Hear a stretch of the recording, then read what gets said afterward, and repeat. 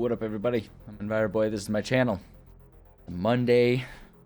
Been quite a while, almost a week since I last streamed.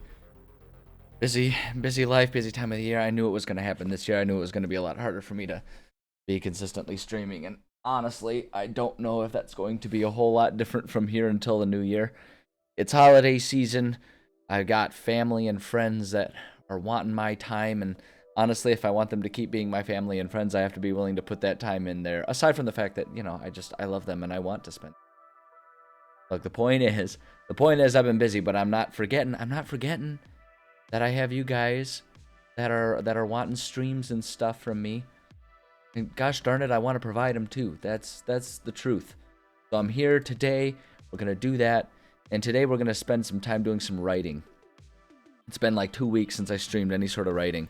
2 or 3 weeks since I've done any sort of writing. I've been doing a lot of writing on my own to the side outside of streams, but I just haven't had the chance to do a whole lot of streaming on or writing on stream and all that kind of stuff, because I've been working on a lot of background stuff and organizing the campaign, and that's the type of stuff that's easier spent just kind of pondering it on my own before we dive into it, because I'm trying to make sure that structurally speaking everything is in place where it needs to be and all that kind of good stuff here.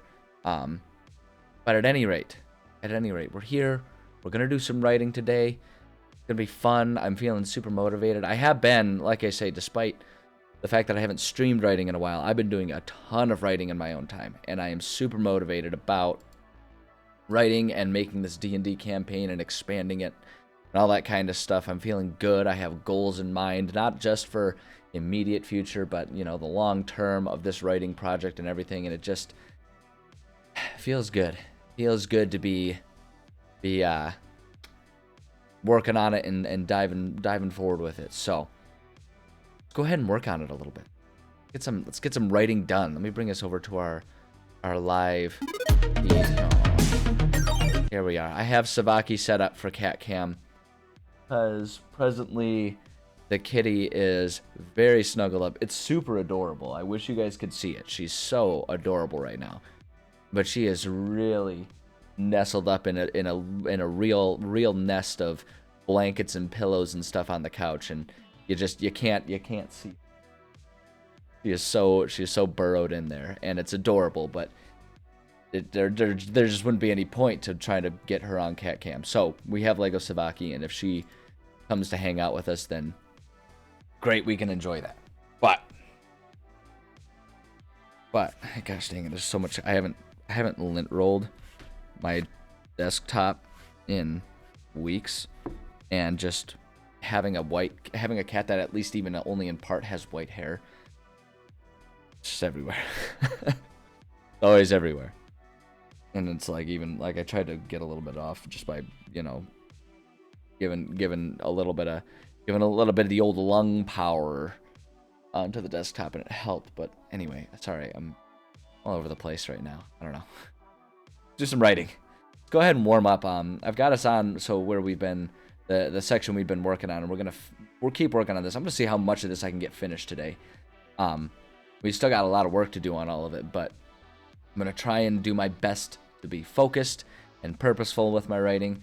And to start off, we are going to go ahead and do our usual warm-up project. It has been a long time since I have worked on any sort of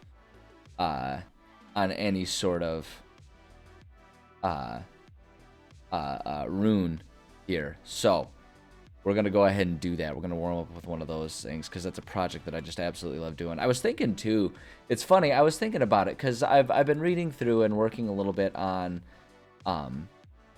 trying to catch up, because I've been slacking off, and I know just for my own interests I really want to be trying to keep up with the like what are they calling it, D&D 1 or 1 D&D or whatever it is. I don't know, they're doing the whole Xbox thing with the naming, where it's like, no, it's like 1 because it's one system, right? Just like with the Xbox One, it was like because it was one entertainment system, and everyone was confused because like, but you already had the first one. That was like the Xbox, so now it's like Xbox Classic and Xbox. Is that like how we're doing? I guess D&D you can get away with it a bit easier, because the first iteration of D&D, or like D&D 1, so to speak, was like 50 years ago now. It was like, what, the 70s or 80s? I guess it depends on exactly what you're considering the original version of it and when it was like released versus written and all that kind of stuff. The point is, it's been like 50 years, so you can get away with it a bit more. Plus, like, the first form of it that people really took seriously would have been advanced D&D, really. I mean, when you think about it, that was kind of the first one that was like a serious hit that people did. Like, people will still try and play advanced D&D these days, which is awesome. But I don't know. Point is, it's a goofy title, but I've been trying to keep up with it. Mostly because I do all this writing, and I'm curious about the impact that all the writing that I do with D&D is gonna, like, what the impact that this one D&D system is gonna have on it. And I kind of, after reading through the things as I did, as I've done it so far, I think I'm good for two reasons. One, because the intent is that it's going to be compatible with D&D 5e, so everything that I'm writing for 5e is, in theory, going to still be compatible with it. Which, from what I've read, seems like it's going to be the case. It seems like 1D&D is, it's not so much changing the rules as it is changing the focus of what's important in the rules. I mean, and the biggest changes they're making are to character creation, and even then, it's not in a way that makes already created characters dysfunctional or like illegal within the rule set. And it's more so just about they're reorganizing things. You know, they're adding like they're almost approaching it from a more Pathfinder 2e approach, is what it seemed like to me. Not exactly, but kind of along those lines, where it's like there's focuses on backgrounds and stuff like that, and a lot of your characters' traits being tied to that, as opposed to where it is right now, where a lot of it is really tied to their race, right? The idea basically being, I mean, it just seems like they're just trying to be a bit more inclusive with things, which I'm all for. In that, why shouldn't you have a sneaky, dexterous Goliath, right? Or a brutally hard-hitting halfling, right? Like, the idea is to try and separate those things to make it a bit easier to have more diverse character classes that are functional. And I think that's the way to go, because if you want to do like logical constraints of like, oh, well, it's going to be really hard for a halfling to hit as hard as, you know, or a gnome to hit as hard as a Goliath, that seems perfectly reasonable, and you can just sort of set up homebrew rules for that. Like, I guess I lean more towards keep the rules generalized, because it's easier to make more specific house rules than it is to ignore rules. It's kind of what I feel, because if you're ignoring rules, you kind of almost have to invent a new rule to kind of come up with it, whereas, you know, and figure out exactly when you do or don't ignore it. Whereas with, like, if you want house rules, it's pretty much you just saying, like, yeah, you can only have, like, this set of backgrounds for this race or something like that, because they make sense. And it just, I don't know. I think it makes sense. I'm all for it. And for me and the type of stuff I write, because I do everything other than character creation, I'm like, great, it all seems functional. That's one of the reasons why I feel pretty at ease about this new rule system that'll eventually be coming out with all the stuff that I write. And the other reason is because I mean, 5e has been out for how many years now, and people will still play 3.5, right? Like, people still play old versions. That'll still be true for 5e. Whatever this new one, with this new iteration, you know, D&D Ultimate or D&D Supreme, whatever they call it. I like that title, D&D Supreme. I like that one. At any rate, whenever that one comes out, whatever they call it, if people still want to play 5e, you can do that. I mean, there's such a plethora of 5e books that if you prefer to do 5e as opposed to whatever this new version's rule set's going to be, then, I mean, you do that. So, I don't know. I think it's fun for me, and I'm excited about it, because I feel like all of the work that I put in here isn't going to be nullified for it. Because if it was, I feel like I'd probably be struggling with some serious lack of motivation about how I want to do these things, what I want to, you know, how I want to approach it, what I want to be doing. Like, am I going to bother writing anything, you know, while I know that this playtest material is coming up and there's being released and all that kind of stuff. And I mean, my take home from reading through all this stuff, granted, I'm probably not the most detailed read through of all the stuff, and there's probably other people that have come up with more stuff, but, you know, more questions and concerns about it. But for me, looking through it, I'm kind of like, all seems fine. It really just feels like it's primarily changing the approach that people will have as opposed to actually changing the game itself. So yeah, I feel good about it, and I'm motivated to do lots of writing. How's it going, Nick Valentine? She is presently asleep on the couch, and she is not even visible if I were to set up the camera. So you guys get Lego Savaki for now. You guys get Lego Tiger for cat cam. But yeah, so all things said, I'm feeling really excited about the world of D&D, and I'm really excited to do some writing for it today. So we're gonna start off, like I said, we're gonna start off just doing one of our rune creations, like I like to do on these writing days. And our next one up here is Tensor's Floating Disk, but I'm trying to remember. I feel like that one's functionally not a whole lot different from standard floating disk, right? I think it's like, yeah, it's pretty much the same thing. The Tensor's Floating Disk is just from a different source book, if I'm remembering properly. Yeah, it's the exact same thing. It's the exact same thing. So I'm not gonna worry about it. So we're just gonna move past that one. I'm not gonna do anything with that one. I think I have an entry for it, but I think it's just a copied and pasted thing, so I'm not gonna worry about it. You cannot take the void. She's mine. Let's see here. So I'm just gonna go ahead and get rid of this. I'm pretty sure it's just a copied and pasted version of the old one that I had done, which kind of irrelevant anyway. I've changed how I approach these rune creations quite a bit. So we're going to copy our newer format, paste it right there, get that ready to go. It's still going to be Unseen Servant, which actually, look at that, it's the last of our level 1 conjuration spells, so that's fun. Look at that progress we're making. We're making progress today. Hell yeah. Alright, we need to pull up Unseen Servant. Go.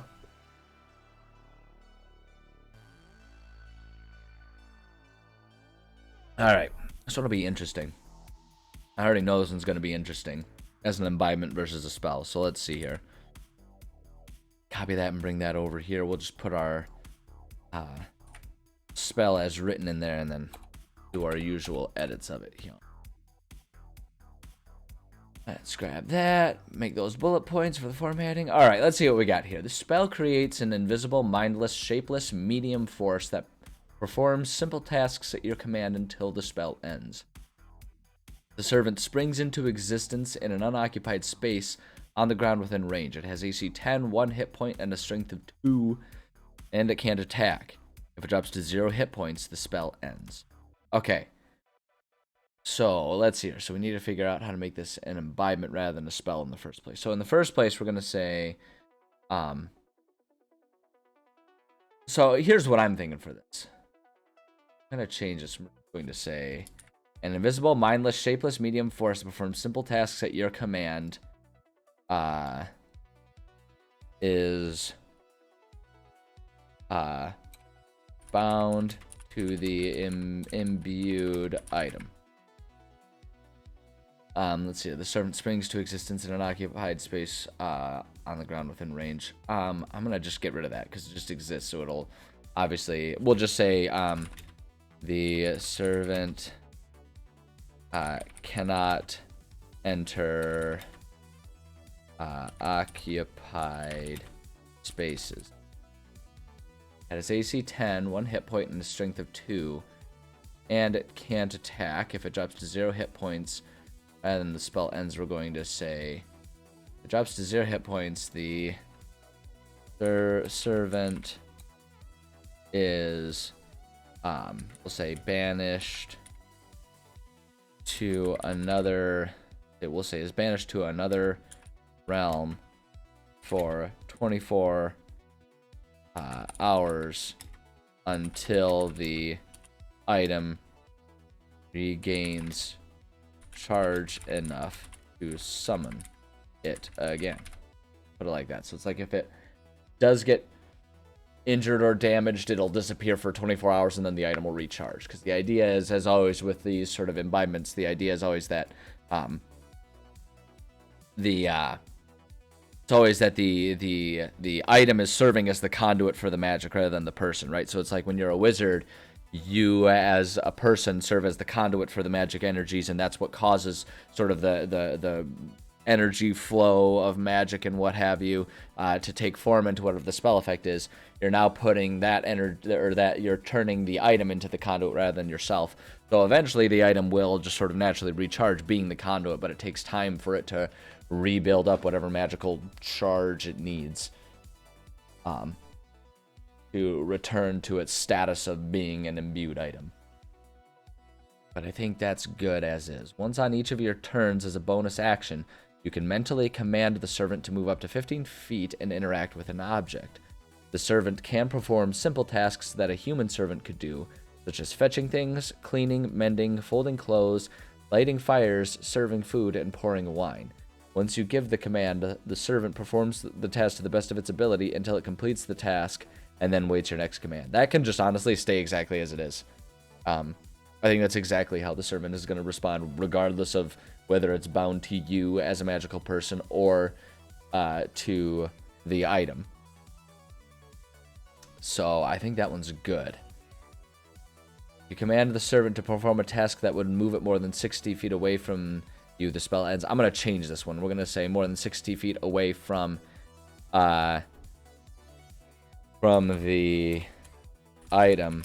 It will move to the edge of the, we'll say, of its 60-foot range and stop until it can move closer. We'll say it move to the edge of its and stop until the item itself moves in such a way that the servant can continue its task.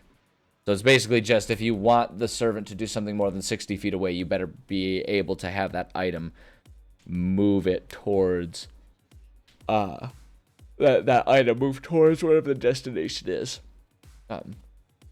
It's sort of the idea there, because it's going to be bound to the item. There's an interesting thing. Hold on. Perform a simple task that a human servant can do, such as fetching things, cleaning, mending, folding clothes, lighting fires. Got some ideas about what that might mean for like a cursed or a sentient item. But we'll get there when we get there. I think that's good. Type of item it can imbue. Basically, this one really can be on anything. Can be on anything at all. I mean, it's just like it's an item it's basically an ethereal being that is tethered to whatever the item that you've imbued is. So I think that one's good as it is. The example item, what I always imagine Unseen Servant would be like super helpful as just like this is something that a family or a tradesman or something like that would save up and be able to get an item of Unseen Servant so that they could have it either for around the house doing chores, or so that they could have it used as like an extra hand, like on the farm or in the foundry or whatever, right? Just like it's basically, once you get it, it's basically free magical labor. And so whenever I think about example items for an imbibement like this, my first thought is to do something like, we'll say farm hand, farm hand. I don't know, like what item would it be? It doesn't even matter. It doesn't even matter. Farm hands. We'll call it farm hands. Farm hands gardening tools is what we'll do. And we'll say a line of garden and farming tools created with this spell imbued upon it. The owner of the item will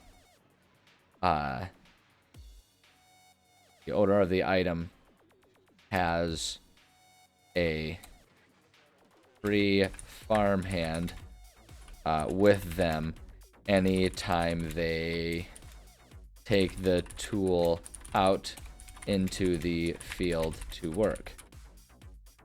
We'll say very popular among farmers with large fields. Many will even save up and invest in multiple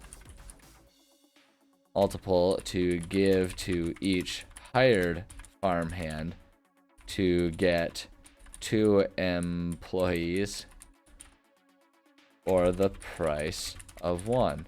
This is all assuming that the unseen servant is not sentient, is a non-thinking, non-mentally existing creature, and that's where our sentient and cursed items are gonna come into play, and I've got some fun ideas for that. Let's see here how it's cast. We'll say servant is always present near the item.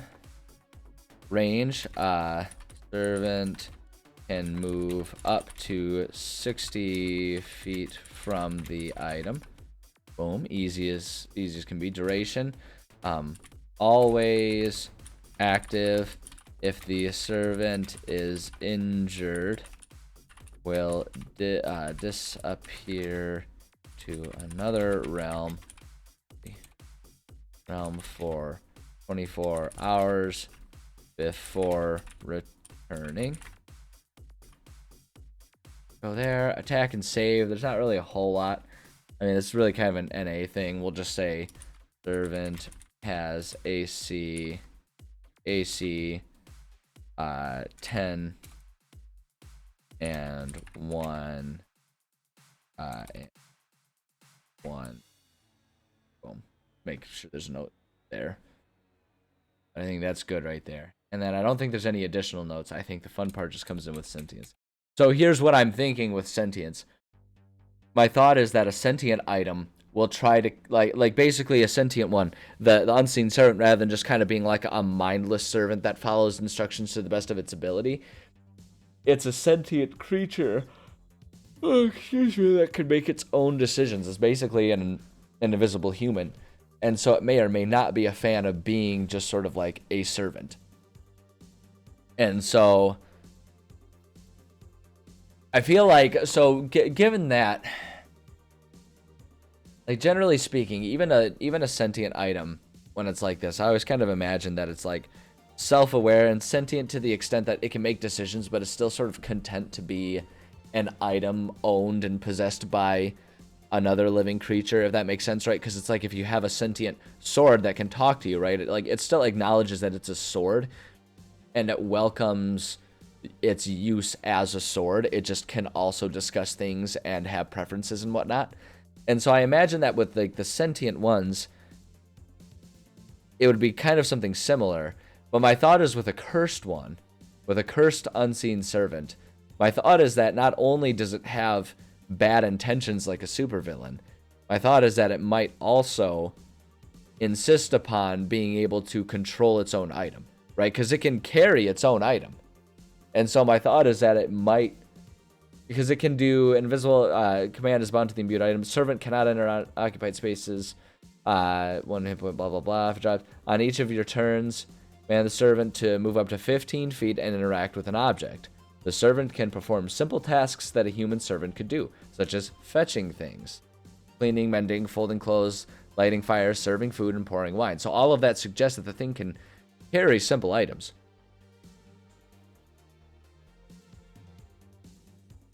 So my thought is that the cursed one, usually the cursed items will refuse to be separated from their owner, and it'll do something almost like damaging or deleterious to its owner if they try to get rid of it. I'm thinking a sentient or a cursed unseen servant will almost be the opposite, where it will do everything it can to insist upon being in charge of its own item that it's bound to, so it can just like up and leave if it feels like it. How's it going, Horseman? Good to see you. So I actually really like that idea with it. We'll have to hammer out exactly how the details work, and so we'll get there. But with the sentient ones, my thought is that like they're moving, thinking creatures, but they still sort of act as a servant to whoever owns the item. And they're content to do that. It's just that you can kind of give them more complex instructions, and they might have benefits beyond just their normal abilities that they can have. So like a good item. I'm trying to think here. What would be fun, different effects. So a good item. So let's do something like this servant is a particularly compassionate one. How's it going? Good, King Julian. Good to see you. Servant is particularly compassionate one. It has a +1 bonus when commanded to heal or use healing items on a creature. Kind of what my thought is. So it's good there. So the evil one doing something diggish. This servant has a, we'll say, +1 dexterity when commanded to impede enemies in some way.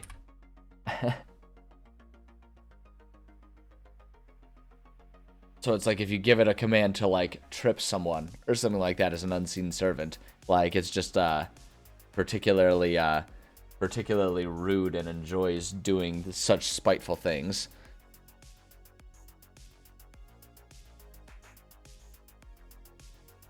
No, metal semi. So I think the first half of your sentence is going over my head, even with the clarifications of so there. But if, I mean, whatever it is, if you're saying you're good, then that's good. So whatever it is, I'm glad. Let's see here. To impede enemies in some way. Yeah. Lawful. This servant is well read and can offer advice on intelligence based checks. We'll say giving the owner a +1 bonus. So if they make any sort of intelligence based thing with their servant around, the servant can sort of like offer a little bit of guidance to it and give them a +1 to it. It's almost like, you know, if you're like blessed or something like that. I think it's fun. And then chaotic. A servant, chaotic. Servant is like a somewhat trained puppy. Will occasion. Let's say anytime it is given a command, roll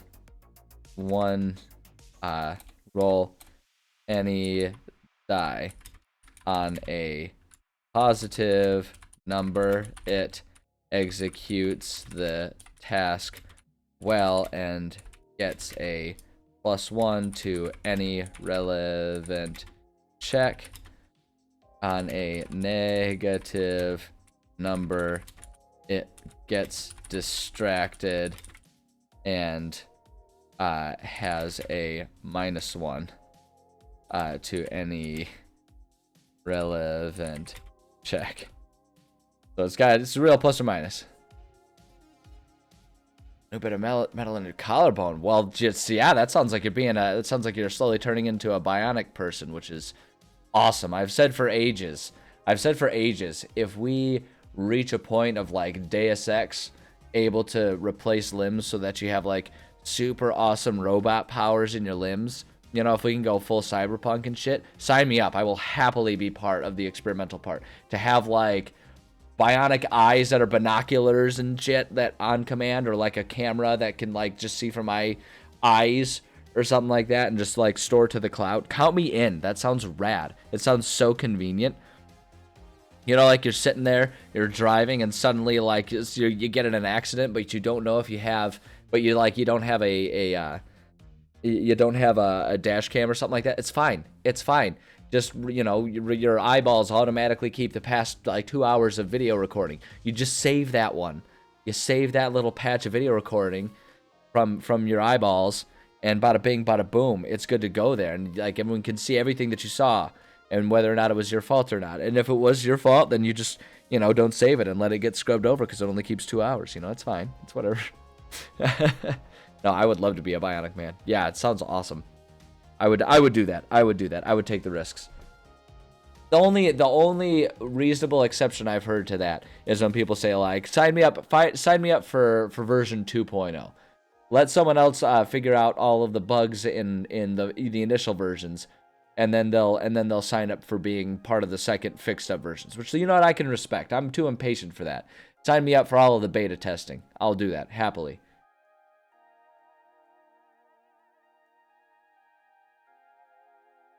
Oh yeah, metal detectors.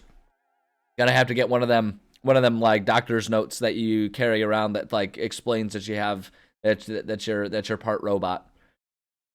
Gonna have to get one of those, like people who have hip replacements or something. I had an uncle who had hip replacements, and so he had to carry around one of them pieces of paper that he would like give to TSA every time and be like, yeah, no, I'm gonna set this off. I have a metal hip.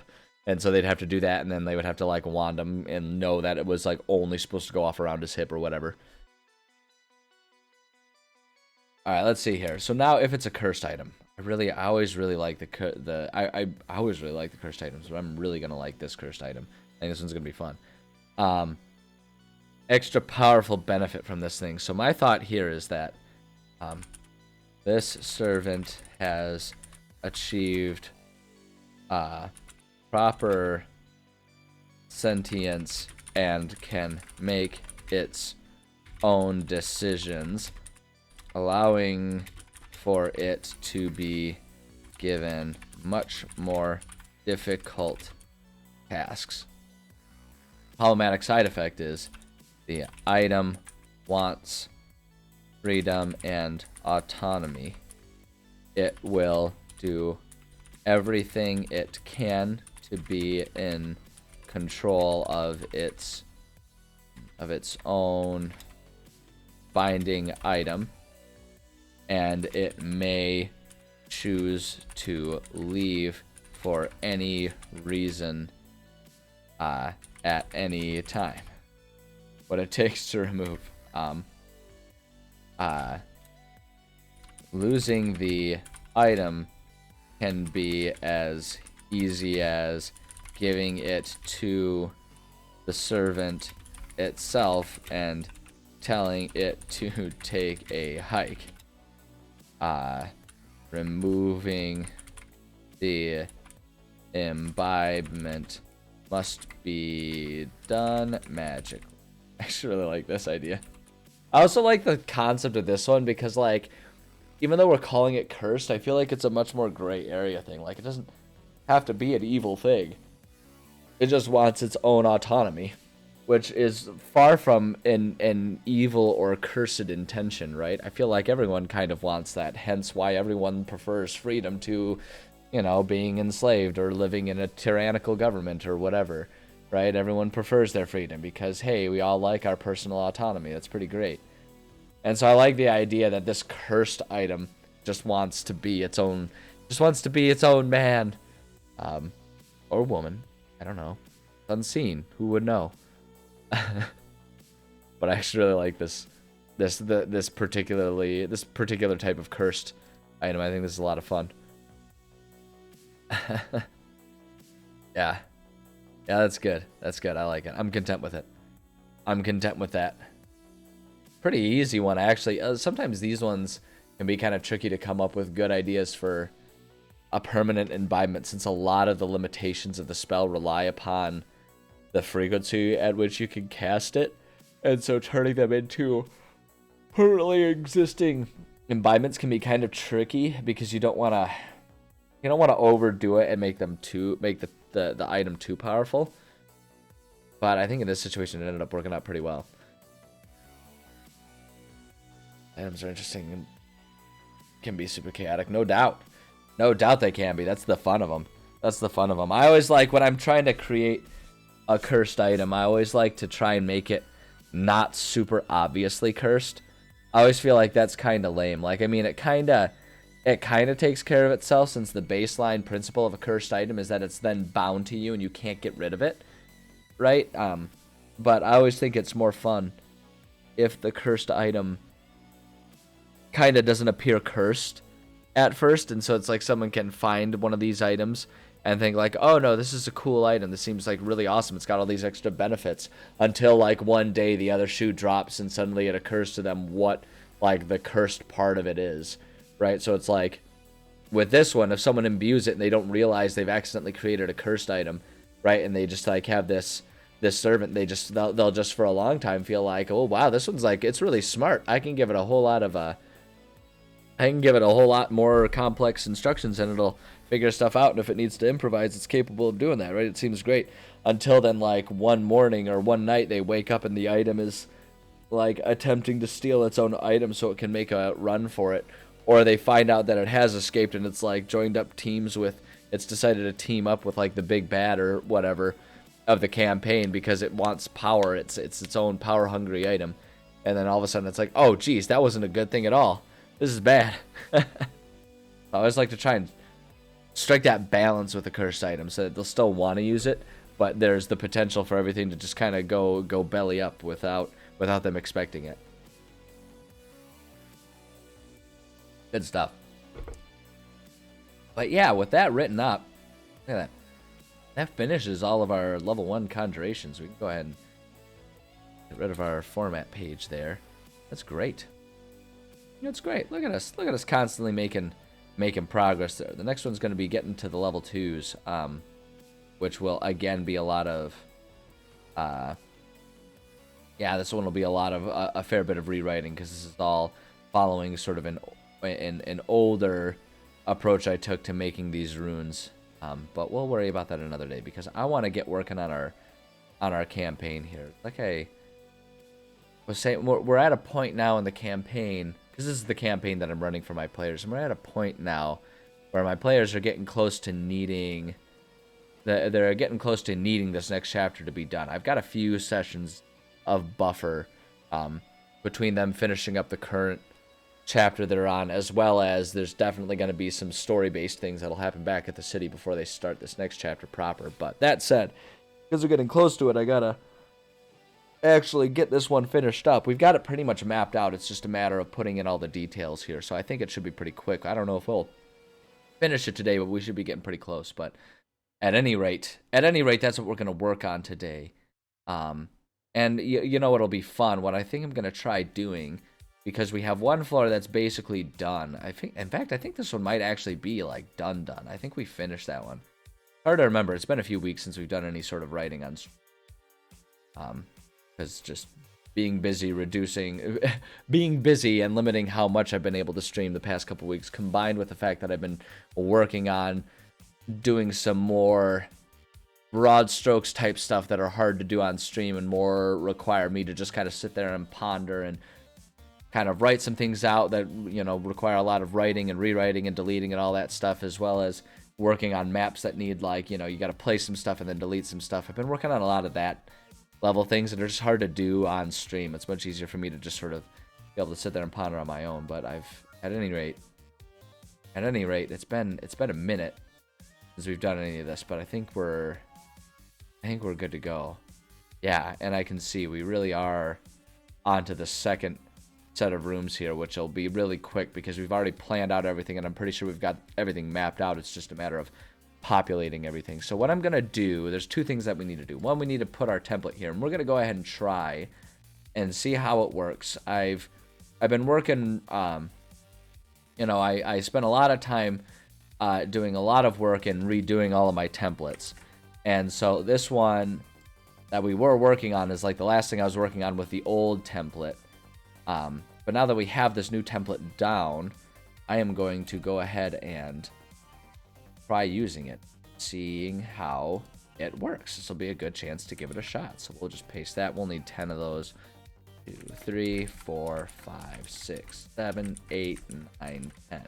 So, all right, number all of these. The numbers, obviously, and it'll be more obvious once I pull up the map, and I will pull up the map in a second. They don't. They're not related to in what order players will encounter any of these rooms. They're just there for the sake of matching up stuff that's on the map with the written notes, so that way when I'm running the session, I know where to look for the information that I need to give to players here. So there we go. So there's our new template, and the new templates have, as when I was writing them, and I was working on the templates on stream and stuff, and as I was working on that, I was kind of explaining how trying to be a bit more diligent about being detailed in my expressions of the the standard who, what, where, when, why parts of describing the world, recognizing that like approaching it from a world building standpoint and letting myself really indulge in the level of world building detail that I like to do, because I have the tendency to, when I'm writing a D&D game, try to think about it more so from a standpoint of like, oh, I'm just writing a D&D game, I'm not world building. But the truth is, I got into D&D through world building. I've done world building for much longer. I got into that first. That's the part that I'm passionate about. And the concept of world building is you want to create an experience that like someone can close their eyes and visualize everything that's happening, which the way I think about it is, you're just your elementary school level writing, right, where you're just kind of going over the basics of how to write a descriptive thing, right? And that's when you want to focus on your who, what, where, when, why, and then it also includes how. But D&D, that's the one thing. The how is the one part that you really don't want to do as a DM, because the how is what your players do, right? How do they solve the problem? How does the story unfold? Well, that's up to the players and the actions they take and the dice that happen, right? So that's the one part that we don't really do as a DM.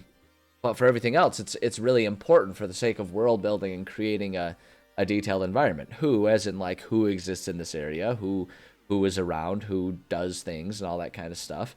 What is, I kind of consider that one like what is there to do in this area from a D&D standpoint. It's like what can be done, what exists in this area, what that's really just it. What can be done? What can you do here? And that can be anywhere from like what side missions are there to what's the main mission to are there any carnival games around, right? It just depends on what kind of world you're trying to build there. And who, what, the where is super obvious. Where are they? What is where are we in the world? What are we doing here? And then the when. The when is kind of like the history as well as when are things available. It can kind of be, it's basically, I think about it as the historical standpoint. Even from the player's perspective, historically, as in like a day ago, when did this thing become relevant? For the most part, and that can be like a long historical description, or it can just be a straight up like, oh, this room is only available after they've done this, that, or the other thing in another room. Excuse me, or whatever. And then why is just sort of like story relevant information. Why is it important? Why is this thing here? So on and so forth. That's another kind of can be history based thing. All that kind of stuff. So really just trying to think about all those types of things as I write. So that way I'm making sure I'm including every bit of information, and that every bit of information kind of has a place to go. So that's what we got, that template there. Let me load up our maps here. That'll make things exciting. Let's load up the maps that we've been working on here. Let's open up. Go chapter 4 here.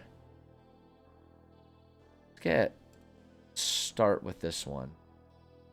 And if we need our other one, we can pull it up. Other than stopping us from pulling other ones up. But yeah, so this is the part of this map that we need to still sort of flesh out and put details in. We've kind of come up with, we've come up with all of our we've made the map here, and we kind of know what areas we have to work with. Now we just have to populate all of these. I think should be pretty straightforward and easy to do. We've already picked out our enemy suite, as I like to refer to it. Oh, excuse me, I got the odds going on here. My bad.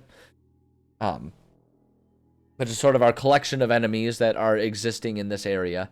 We're going to plop them down in various places and all that kind of stuff, add those types of details, as well as adding any details about items that are available and need to be found and all that kind of.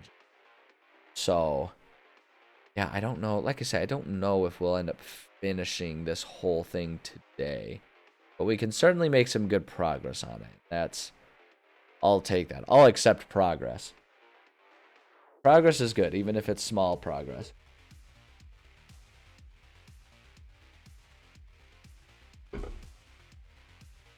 Yeah. Alrighty. So, have our stuff here. We've got pretty much everything we need to get a couple things going here. But that's not a big deal. We just got to preset a couple of our combats and stuff like that. So let's go ahead and just do that really quickly. Get that all set up too. Wandering monsters. So these are all long rest risks. Long rest risks. Cool. Peter Piper picked a pickle peppers. Anyway. Yeah, and so there's just always, this is just always a way to incentivize players, not always just like empty a room, long rest, empty a room, long rest.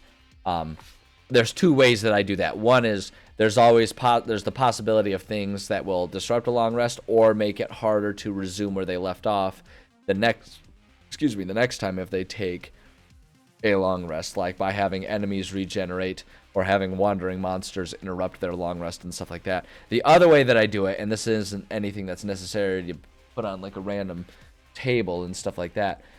The other thing that I like to do is I will do, I'll impose some sort of time constraint on how long they have to explore the dungeon. I don't always do that, but sometimes it'll be like, yeah, you got, a week's worth of rations left, in this dungeon. So make sure you're not getting too wild and crazy with all of your, with how much, how long it's taken and all that kind of stuff. Not into the sense of like, we count rations and stuff like that, but just sort of in the sense of like, look, you guys have been here for a while. You're going to either have to make progress or you're going to have to back out and figure out what you want to do, just to sort of prevent either the abuse of long rests and or the tendency that sometimes players will have of like lingering or ignoring an objective or something like that, right? To kind of get them to say, oh, we only have so much time here and we don't want to have to come back, so we got to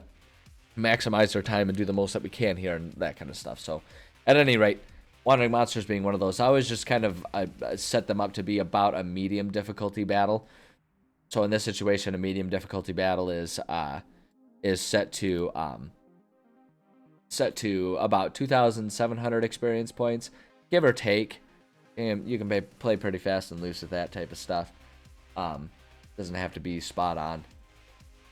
2,700. So if we're like looking here, 1,100, you can get that to be. We could do like one of those guys with two of these, or two of these guys with one of those, and those would be pretty close.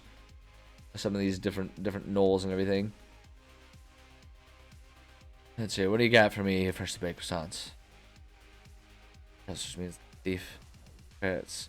All the business means ferrets from the Thieves Guild. I feel like I've heard the little thief part before, but I did not know that a group of ferrets was called a business. The thing that amuses me about all of like what we call groups of animals is that pretty much all of those originate from one book that one dude wrote, and everyone just kind of went along with. So it was just like one dude just sat there one day and was like, I'm gonna come up with 1,000,000 names for groups of animals, and did it. And everyone was all like, I ain't gonna question that, and that's where it all comes from. That is funny. That is funny that they run a Thieves Guild. I like that. So let's see here. So yeah, with the Wandering Monsters here, we can just set this to, it's gonna be, we do one that's got two of the Nulfang of Yinao. Yeah, that's good. We can do two of those, so that'll be 2,200. We want to get closer to 27. We could do two of those, and we could do one of those and like one of the Pack Lords here, which would bring us up to 2,650. That's pretty almost spot on right there. So let's do that. So that'll be 2,650 XP for this one, and then we'll just find another one. It'll be 2x thing of now. Copy and paste that sucker, and then one of our whole pack. Copy, paste that sucker. Bing, bada, boom. Can do that one, and then another good one. Let's see here. We could do. Oh, you know what we could do? We could do 4 of these guys, because that would bring us up to 2,800. Let's do that. It doesn't really matter what the composition is. I just I pre-plan them out just to save time, so I don't have to sit here doing this kind of math. Doing this sort of math as a in the middle of a session when I need to try and just like when players roll on the random events table, and then suddenly I'm like, oh shoot, there's supposed to be an easy battle. I gotta come up with all this stuff and then have to sit there and do it. That stuff is exhausting. Oh, excuse me. My goodness gracious. My goodness gracious. One of those days. One of those days where the afternoon just keeps telling me, you know you want a siesta. You know you want to do it. And it's right. And, you know, the world, fate is correct. I would like a siesta, but I'm not going to do it, dang it. I'm not going to do it. Because then my sleep schedule is going to get all thrown off. I'm not going to be properly tired tonight when it's time to go to bed. And that means I'm going to stay up late, which means that I will have trouble getting up early in the morning, which means I won't make it to the gym, which means I'll feel guilty about myself. So really, taking a nap right now would just be disruptive to like the rest of the week, honestly. It would all just compound and keep going and going and going, and golly, that's no way to live life. Which is really ridiculous of me to say, because yesterday I 100% took a nap in the middle of the day. 100% took a nap. My body's adjusting right now. I've decided that next year I'm going to run a marathon. I always like to have some sort of physical fitness goal of some sort. And since I am just like a healthy person in general, at this stage in my life, like weight goals or anything like that don't have as much meaning to me. So I come up with like new ways to challenge myself, and that's the one I've decided for next year. So I'm gonna try and do a marathon, and so I've started doing a little bit of light training for that. It's just by the end of next year, so I've got over a year to train up. So I don't think it should be too much of a challenge, but trying to get my body accustomed to doing a lot of extra running, which means I'm doing a lot of extra running, which means that my body has some adjusting to do, and I think that's part of the reason why I've been feeling like naps and stuff are much more prevalent thoughts in the back of my mind. Like, it's much more common in the back of my mind. I'm like, could just go lay on the couch and take a nap right now. You could just do that. That's an option. An option that you have accessible to you. I'm trying to resist that, because it's like, I feel like it's kind of along the lines of if I were to travel, get on a plane and fly somewhere that's like 6 hours time difference, right? It's like you could just go ahead and sleep when you're tired and not adjust to the time, right? But it's better in the long run to force yourself to get that adjustment in, right? And I know that because I've traveled internationally before, and I've had to deal with like a 6 or 7 hour time shift at one point. And the way to do that is because like the time shift too, it was like 7 hours earlier in the day. So it was like we left at noon, in local time, and arrived at like, it's like after a 5 hour flight, for a 7 hour time distance, you leave at noon and arrive at 10 a.m. even though you feel like it's like 5 p.m. or whatever. And so you get to noon local, noon at the time, in the time zone of the place that you just arrived. You get there and you feel like, you're already tired. It's noon and you want to go to bed. No, what you got to do is you got to make yourself stay up and just be tired until at least like 8 or 9 o'clock at night, at least a reasonable early bedtime, and then make yourself stay up for that and then sleep, because then you're adjusted to the local time zone and it's fine. That's what I'm trying to do with my body. I feel like I want a nap, but I'm gonna do my best to avoid it too much, to avoid doing it too often, I should say. So that way I can get my body to adjust to this new way of life that includes logging a whole lot of miles of, feet to the pavement, getting my runs in and everything. So, let's see. Okay, so at any rate, now that I'm done babbling about random stuff, you know me, I have to get properly distracted, at least from time to time. I'm gonna pull up I'm gonna pull out my dice here. Go ahead and we'll set up we'll borrow cat cam for a minute. I just looked over at my cat and she is in her little nest of pillows and blankets over there. And she's totally just like glaring at me right now. I don't, what did I do? Why are you mad at me? I don't understand what she's mad about. I think it's that she was asleep and she just kind of woke up and she's not mad. She's just kind of in that, whoa, where am I? You know the feeling you get when you wake up from a hard nap and you're like, whoa, what's happening to the world around me? It's the kind of look that she has. But at any rate, I'm going to set up my dice here so we can do some random distribution of stuff in rooms. Kind of falling back to doing that one. I stepped away from doing any sort of random distribution of bonuses and enemies and like dangers and rewards and stuff like that. I've kind of slipped away from doing too much of that, but I want to get back to doing that randomly because I think it's fun to do it that way. It's a good creative writing challenge to do that. So we'll set up dice cam. We'll set up our dice there so we can all roll together. I have my little cheat sheet of the things that I like to make sure are present. There it is. Present in each dungeon. I'm trying to get like a good angle so you guys, it's all too small for you to see. But I created myself a little random table so that I can roll and keep in mind, and then you just X off the one things, and then once I fill that one up from Xing it out, I'll just rewrite the thing.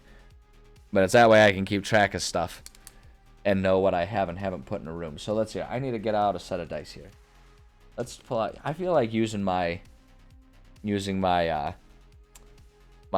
gold, orange, and black set of dice.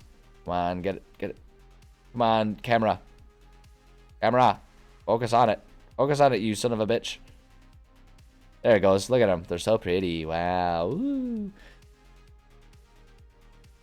DM is not having fun with your new character. Uh-oh. Is what I'm almost afraid to ask about what the nature of that character is that is so largely unpopular. Because it could really go either way on whether it's because the character is god-awful or if the DM just is a party pooper. Those types of things could always go both ways, and sometimes both are true depending on the perspective. A Grung Shadow Monk? Interesting. I don't know enough about Grung to know what the implications of that would be. Let's see here. Alright, so let's go ahead and distribute some stuff in our rooms. So first off, let's pull up our map and see if there's anything that we need to have done. So for example, I know for a fact we're going to have our boss battle be in Area 3, which includes this whole big room. So I know we can do that. Let's go ahead and put that in place and mark that down. Boss battle. Go ahead and mark that off on my little cheat sheet.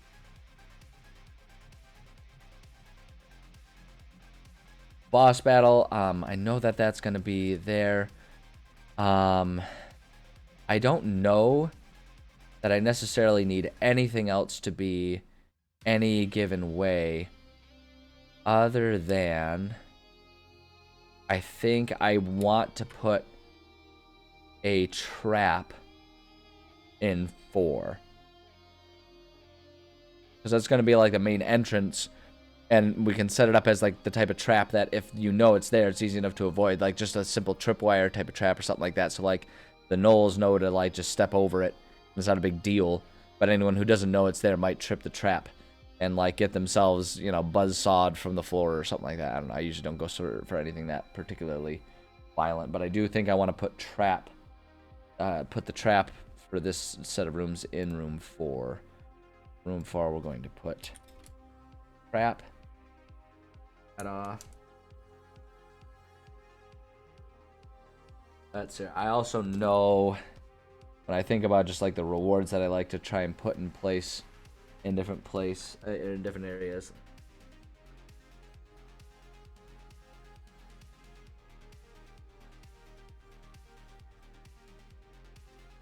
There, yeah. So I do want to put a piece of lore in where the boss battle is going to take place. There's kind of a key piece of lore. Boss battle plus lore item. That there. That's good. Alright, let's see here. Let's see what you got.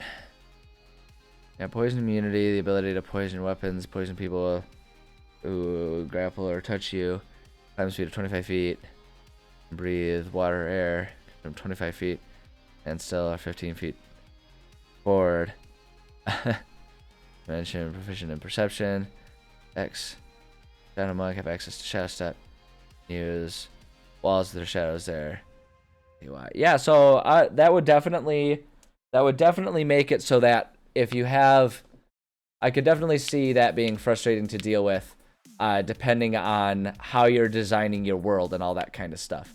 None of that seems like it'd be particularly insurmountable as long as you just kind of get creative with the challenges that you present to your players. I don't think that any of that sounds like it's particularly game breaking. I mean, you know, if you have, like, really the best way to nullify that stuff is to not put in challenges that actually rely on that kind of stuff. Don't put in, you just gotta, like, I mean, yeah, like I say, like, if you have a situation in which you're presenting a lot of monsters that are susceptible to poison, and you're trying to include a lot of barriers as, like, walls and large gaps to limit people's movement, then, yeah, that'd be really frustrating. But those seem like pretty simple constraints to work around. You just gotta get creative with stuff. The other thing too that I'm always never really afraid to do is you can always just say that there's magical barriers preventing this, that, or the other thing, and it's like, it's magic. Of course you can do that. Like, you can do anything with magic. Don't you read Harry Potter? They just make up random shit all the time just for the sake of having convenient magics that prevent anything from being too easy. It's magic. You can invent stuff.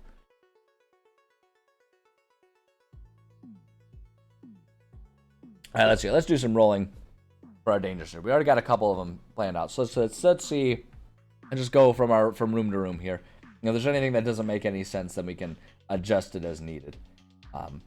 Let's see here. So room 1, the 6 there.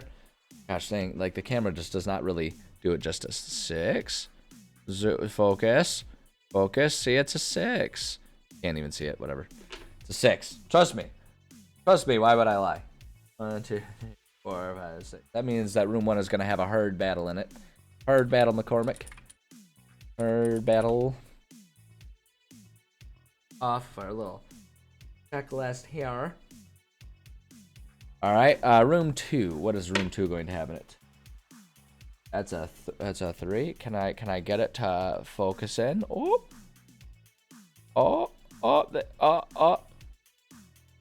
Come on.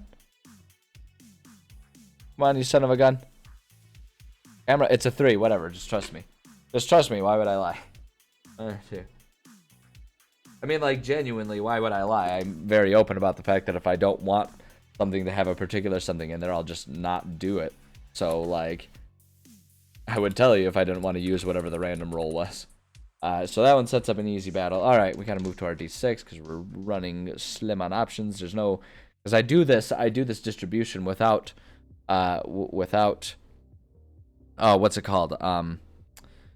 Without replacement. That's like the mathematical term for it. You roll randomly without replacement, which means that once an item's been used, it gets checked off the list rather than re-entered in the pool, right? So it's like, if you're drawing cards, if you're handing out cards from a single deck to everyone at the table for hands, that's without replacement. It's randomly shuffled and randomly distributed without replacement.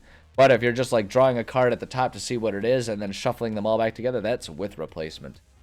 So there's your useless information. It's not useless, but very, very specific and not always relevant.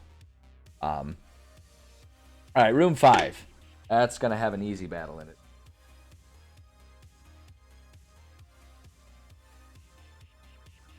« 5. Easy battle. Room 6 will have a medium battle in it. There's a whole lot of combats early on in these rooms. Battle? Area 7 or room number 7. Let's pull out our D4 at this point. 2, that one's going to have a medium battle in it.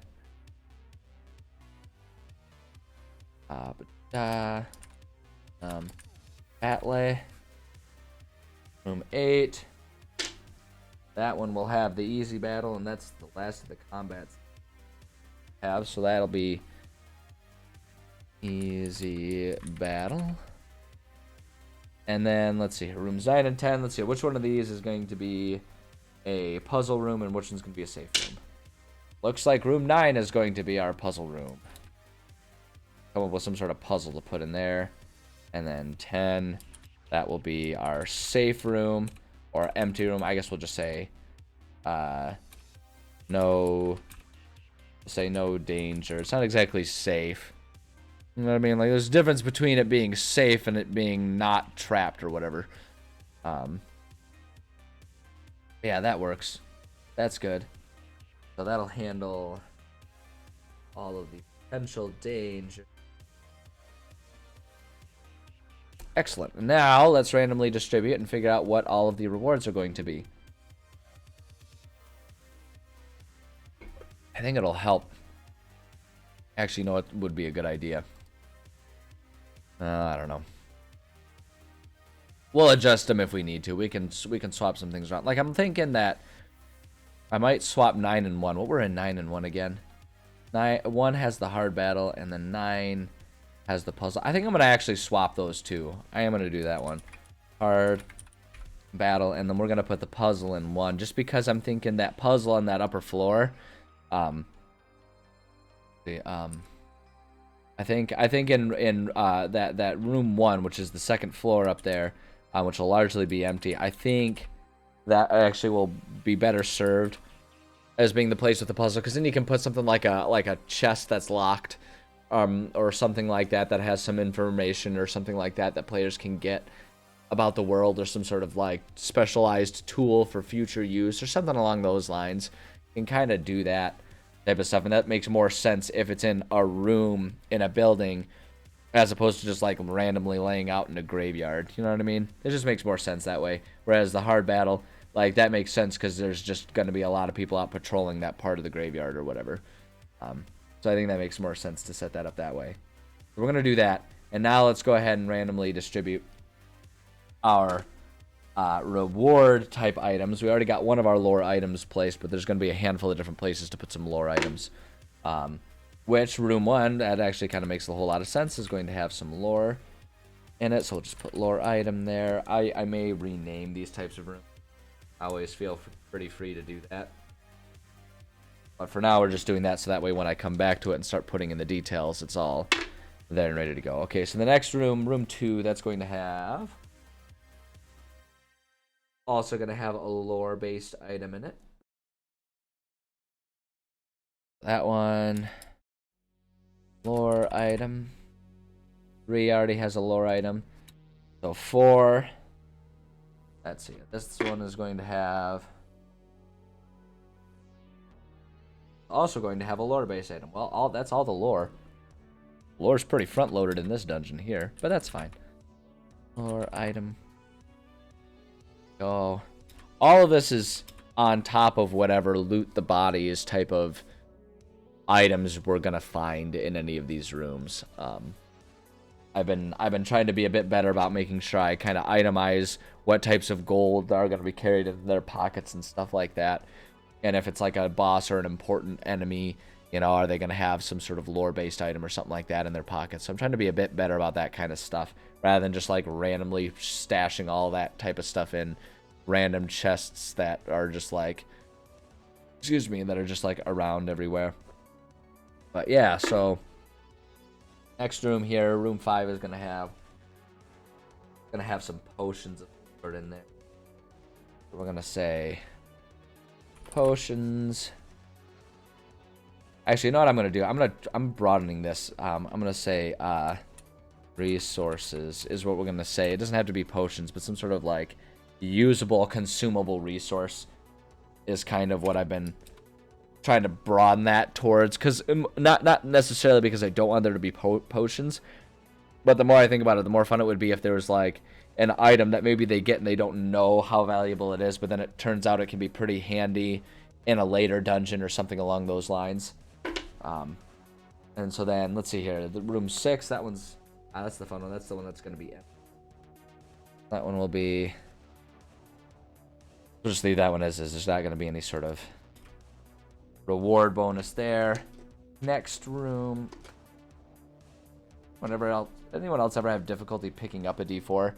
Because the pyramid, like, I got these big fat fingers that, like, you got your D4 there, and I try to pick it up. And it's like, it's just so... Like, because of the point, it makes it really hard for me to grip it sometimes. Like, my hands are really dry. I don't know. I don't know if anyone else has that issue. It might only be me. Alright, that next room is going to have some money in it. Some money or some treasure of some sort. Next room, I got to re-roll that one. That one's also going to have some money in it. Also have money.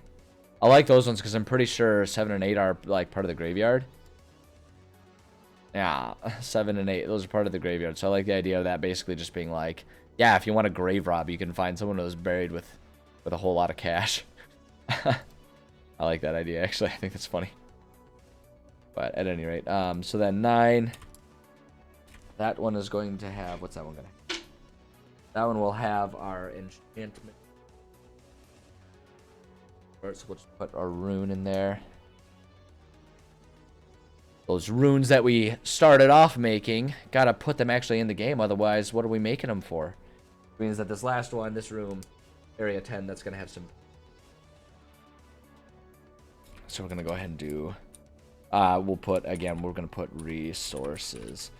Some sort. It doesn't have to be potions. It can be any sort of usable resource that might not even be useful right away in this area, but will be more useful in future ones. So there we go. So with all that in place, now all we got to do is just kind of populate all these rooms and describe all the details of what's going to be happening in these rooms. So that's kind of neat.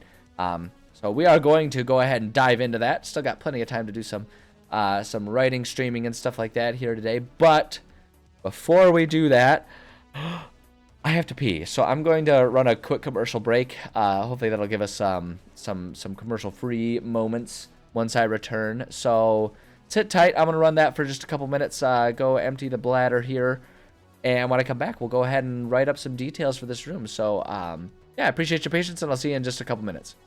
Imagine a perfect video store. It would have a great selection, right? Right. Over 10,000 videos. 3 evening rentals, so no rush, no hassle. Fast checkout. 24-hour quick drop return. Open late every night. Well, the perfect video store Welcome to Blockbuster Video. is popping up all over the country. There's one near you. Blockbuster Video. Wow, what a difference. It's the 4th of July. Now create your own Terminator with the BioFlesh Regenerator. I'm back! Yeah? Think again. Battle damage. Add flesh compound. Terminator created. Terminator. I'm back! Where are you gonna find all the hottest toys? On the planet Mars? No! On a mountaintop? Hot we got at KB Toy Stores. It's the place to shop. You'll see all the latest toys to choose from. Hot we got at KB. Can't find that popular new toy? If it's hot, then KB's got it. And you'll find a big selection of the hottest toy hits every day at all of our convenient locations. All the latest toys to choose from. Hot we got at KB. What is Jack? Jack is great stuff. Oozy. Jack is stretchy. You can pull it. Make Jack sounds. How rude. Suck it up and squirt it out with a Gak Back. Pump it up and blow it up with a Gak Inflator. Well, I never. Nickelodeon Gak comes in different colors, sizes, and playsets, each sold separately. Coming soon from Mattel. Disgusting. Hello, I'm Professor Flirk. Today we are conducting an experiment to see which is more stimulating, Nickelodeon magazine or a herring. Notice the subject reading Nickelodeon magazine is very amused, very entertained, while the subject reading the herring is, well... Alright. Nickelodeon I magazine. saw the tail end of one of them old school GAC commercials there. And God, I remember those days of like everything being slime-based toys and everything like that. Gosh dang. The 90s was a good time to be a kid. I'm not gonna lie. I mean, I feel like any time is a good time to be a kid, just because it's good to be a kid. But yeah, I remember those days, and golly, those were good times. Those were good times.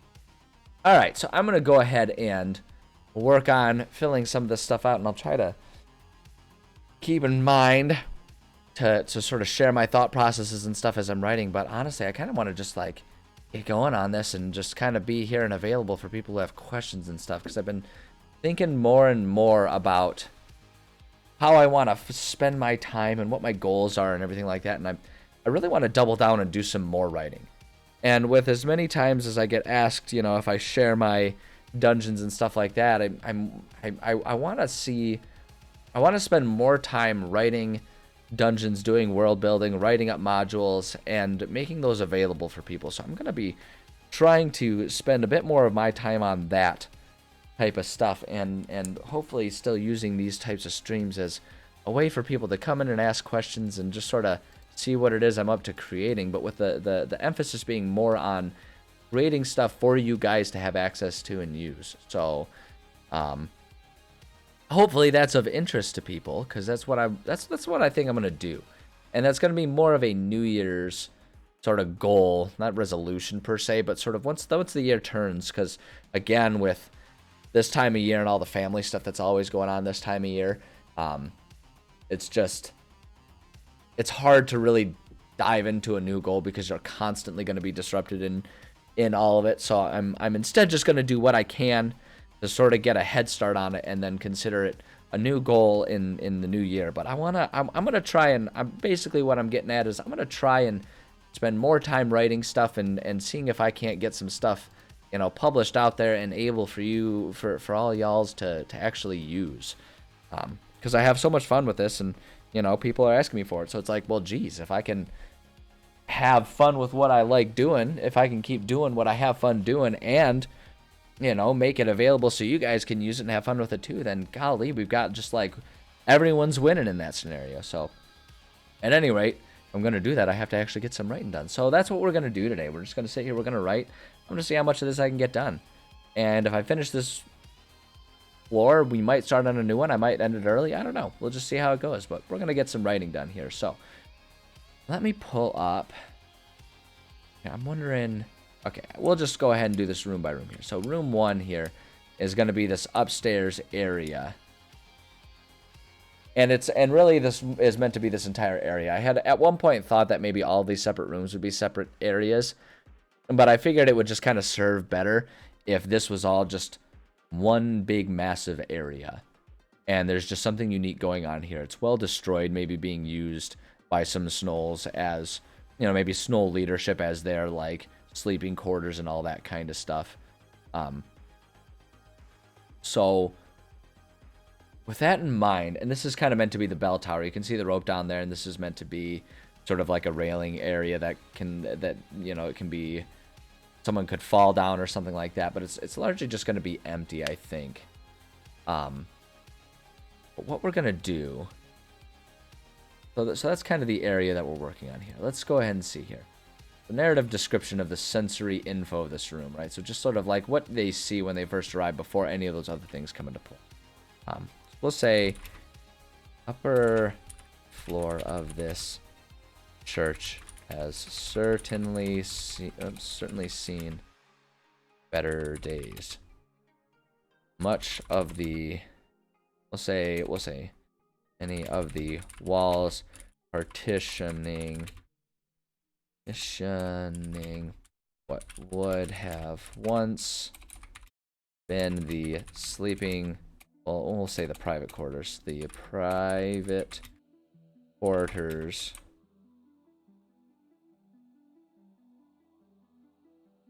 once been the private quarters of the various monks and nuns that lived here before the unhinging. Let's be capitalized. Unhinging. The walls partitioning what would have once been the private quarters of the various monks and nuns that lived here before the unhinging have been destroyed, leaving much of this floor open as one big debris strewn room. 2 rooms do remain intact, however, and the doors are currently closed. Okay, and this is already giving me an idea of kind of how I want to structure like the puzzle. We'll say 1 room to the northwest, right by where the stairs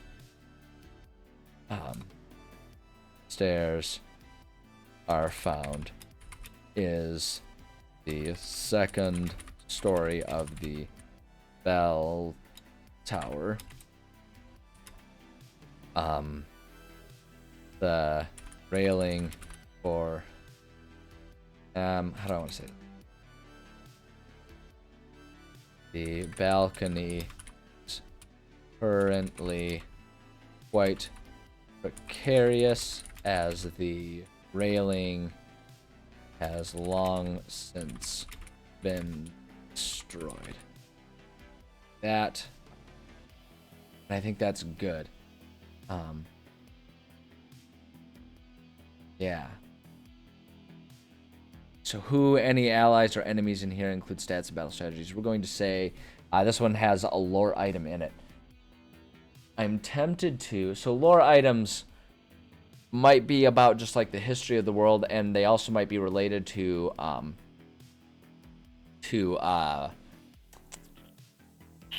am I trying to say? To any of the missions that are in place. For this one, I think what I want to do is the lore item is I think it's going to be just an item that is kept locked away. That could be a useful item.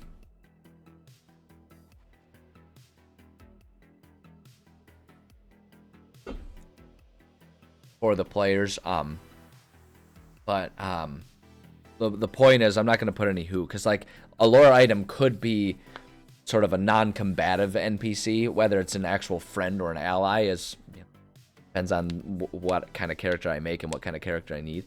But it can be something like that, but I'm not going to do that here. I've been dipping into the prisoners well quite a bit lately for this campaign, and so I think I'm going to try and not do that, just so it's not too samey all the way through everything. So we'll say this floor is barren of any other living souls when first entered. Hold on, room. Look at our map here. Room 2. 2 has an easy battle. The Snolls in room 2 can be seen from the balcony of the bell tower here. However, boom, there we go. Going to. Okay, I think that's good. Don't need anything else there. Let's see here. What any objects helpful or harmful in this room, including treasure and traps, etc. Yes. So, this is one that we're going to go ahead and do. I'm going to do a DM note here. And we're going to go ahead and say, we'll say the 2 doors to the rooms to the east. Yeah, northeast, southwest. Yep, okay. I always get east and west mixed up. Doesn't matter how many times I have to think about them. It could be like the 800th time in the past 2 minutes, and I would still be like, wait, hold on, which one? Every time. Never eat sour watermelon. The 2 doors to the rooms to the east are locked. DC, hold on, what's our medium check? DC here. Our medium is a 15. So these two, DC 15 to pick the locks, or the key ring can be found on, what did I call them? On Ty Dust Dance. Okay, I gotta make sure I spell it right. Ty Dust Dance. Hold on, gotta be capitalized. Dust Dance. Actually, we'll just say it can be found on Ty Dust Dance. We'll just do that. So the red is like the mechanics are like the DM, you know, functionality notes. It's kind of just like you know, what they can handle with that type of stuff there. So we'll do that, and then we'll also say in the northeast room is a chest with a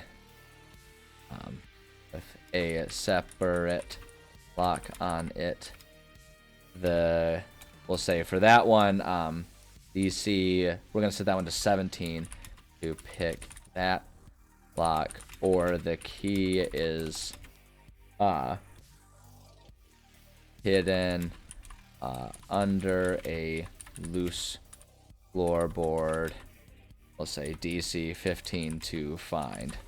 Boom. So there's all of our mechanical notes, and so what we'll do is we'll then offer descriptions here for everything. And actually what we can do here is we'll say, oops, no, that needs to be black font. The doors to the rooms that are still intact are locked tight. Despite the age and the destruction of the other rooms this floor, these ones are still firmly in place, and breaking them down appears to be a daunting task. So we can do that, and then we'll say, I'm trying to think about how I want to organize this. These all fit there, but I'm trying to, because we're including a lot of different rooms. We'll just go ahead and say the room to the northeast appears to be a currently lived in room based on the robes hung up in the decaying wardrobe. This seems to be the room of Ty Dust Dance, and we'll say the room to the southeast. Let's see, is there gonna be? Okay, we'll say southeast seems to hold a lot of what's in several items. We'll say it seems to hold a lot of chemical-based items for the sake of rituals and potion making. We'll do that. We'll say, yeah, let's go ahead and do that, and we'll say leave that as it is. Northeast is a chest with a separate lock on it. There. After, oopsie. So then we'll just go ahead and do a description here. After ransacking the room, you notice a loose floorboard that underneath is hiding a small key. Do that, and we'll say inside the chest seems to be a series of letter correspondences. There it is. A series of letter correspondences with another Snoll. This one addressed as King. Okay, I don't think I've established a name for the leader of the Snolls. This is the first time that it's actually like come up. And I think I'm ready to commit because I know exactly what his name is going to be. His name is going to be King Snaggletooth, 100%. Addressed as quote, King Snaggletooth. They we'll say they discuss various plans of war with the people of Thanos, some of which have already come to pass, others that seem to be more recent, and discuss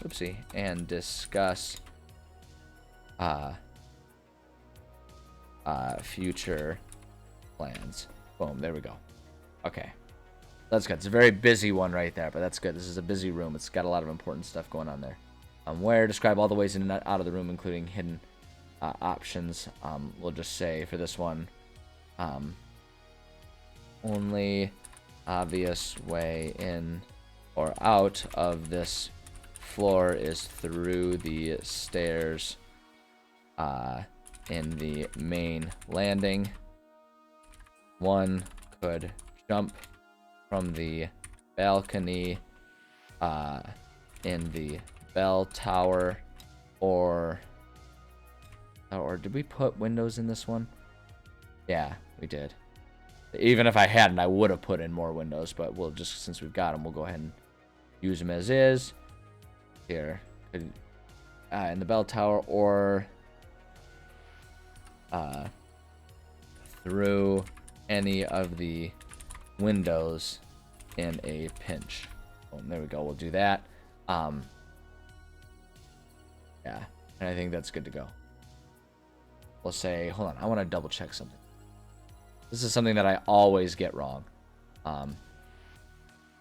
Fall damage. I always forget or get it wrong. Falling. Here we go. Let's see. At the end of a fall, a creature takes 1d6 bludgeoning damage for every 10 feet it fell, to a maximum of 20d6. Creature lands prone unless it takes damage, unless it avoids taking damage from the fall. Yeah.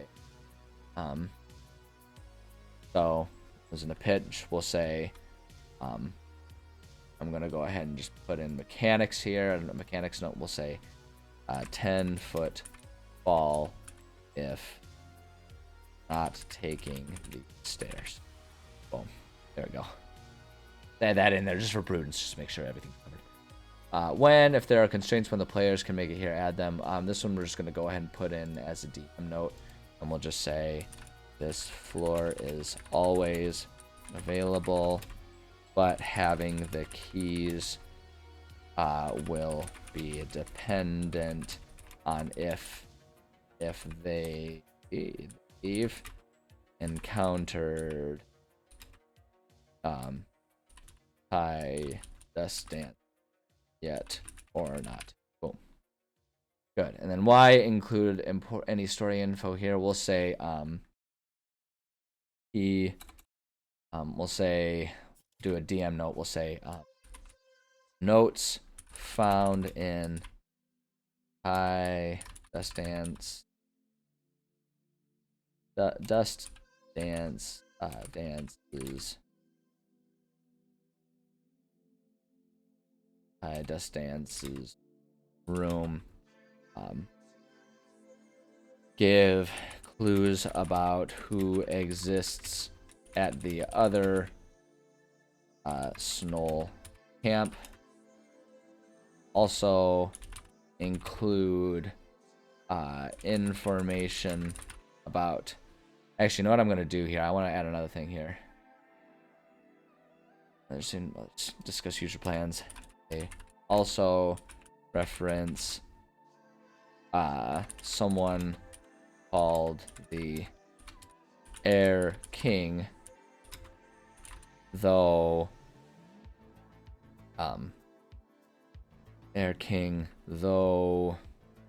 details are not given as to who this is. I can do that. Information about the elementals through mention of the Air King, which is what the sort of the final big bad refers to himself as, the Air King, because the final big bad of this whole arc is going to be the elementals that are building up their own army, and those elementals are using the Snolls in the area to basically have a free army, because they've convinced the Snolls. Basically, what it is the elementals will have convinced the Snolls that they're gods, and so the Snolls are worshiping the elementals as gods, and the elementals will kind of like feed them information, like divine intervention type stuff, from time to time to sort of string them along. And so the Snolls think that they're on a divine mission, and it's really just the elementals using them as part of it. And so that's like kind of where the campaign goes. Once the players have dealt with the Snolls, they kind of will then learn like, oh, there's more in play here. There are more creatures besides just the Snolls, and it kind of just snowballs more from there. But at this stage, this is only chapter 4 of what's eventually going to be a 20 chapter campaign. Really long form campaign. At this stage, it's pretty much just like we're dropping the name for the first time, and players are just kind of starting to see like, oh, is there something else going on here? And it's like the first hint at that kind of stuff for them. So I think that's good, and I think that covers pretty much everything we need here. The only thing I'm just wondering now, because now that I'm using it, right, because this is my first time using this new template, this new format that I kind of worked on here, I'm wondering if there's a different way that I want to organize it. And really what I'm thinking I might want to do is try to put in some sub-bullets here. And the way I think I want to do that is I want to say,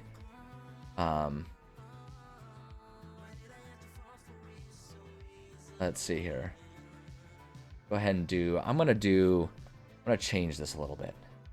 Yeah, I think what I'm going to do is I'm going to get in the habit of, so for the who, we're going to just start off as a DM note, say, no enemies or allies here. Room 2 enemies can be seen from the bell tower balcony.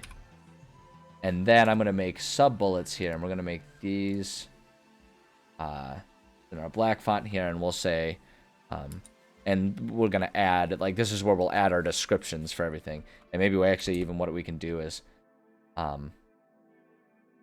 we'll say, area at large, and do that, and then we'll enter, and we'll say, as you explore this floor, it is currently unoccupied. Unoccupied. There it is. It's currently unoccupied. Currently unoccupied, with the Snolls all being busy elsewhere. Oops. Where? My goodness gracious. Elsewhere. You know, sometimes the fingers just don't want to type right. Well, Snolls all being busy elsewhere. We'll just say, or dead. Because, like, realistically speaking, when our players get up to that, they'll have already experienced at least a handful of the areas in this dungeon here, so we can do that, and then we'll just say, and then we're gonna add another, and we'll just say the DM note here. We'll say bell tower balcony, right? And so this is just a way for us to, like, sort of add our descriptions and keep them a bit visually isolated from other things that we're writing, just so it's a bit easier. The trick is always, what I'm always trying to do with my notes is I'm always trying to make it so that it's easy to notice and visually pick out what parts of things you're needing to read at any given time for the players. So that way, as the DM, we can have as few seams as possible when it comes to trying to react to what players have and read what we have written down, and all that kind of stuff. So the more clearly I can write it, the better. And that's what's bothering me about this is just a big giant wall of text. And that makes it hard to pick out any specific sentence or any specific detail about this area when we have a complex area that we're trying to describe, such as this one, right? And I'll pull it back up so we can see it, right? So we've got all these separate rooms that are all part of this main area. And so I want to be able to describe each of these rooms a little uniquely because each one of them has their own unique things going on here. So that's why I'm trying to adjust this thing. And this is why we try things and we use them and we adjust them as need be. But yeah, so bell tower balcony. We'll say from this perch above, you can easily see 10 feet below you, giving you a bird's eye view of everyone below. And it's like, and we've already discussed it's the enemies in room 2, and if they've already killed them, then we can just say view of everyone below, and we'll say or every corpse below. If they've already killed everyone, sometimes there's just corpses that are present anymore.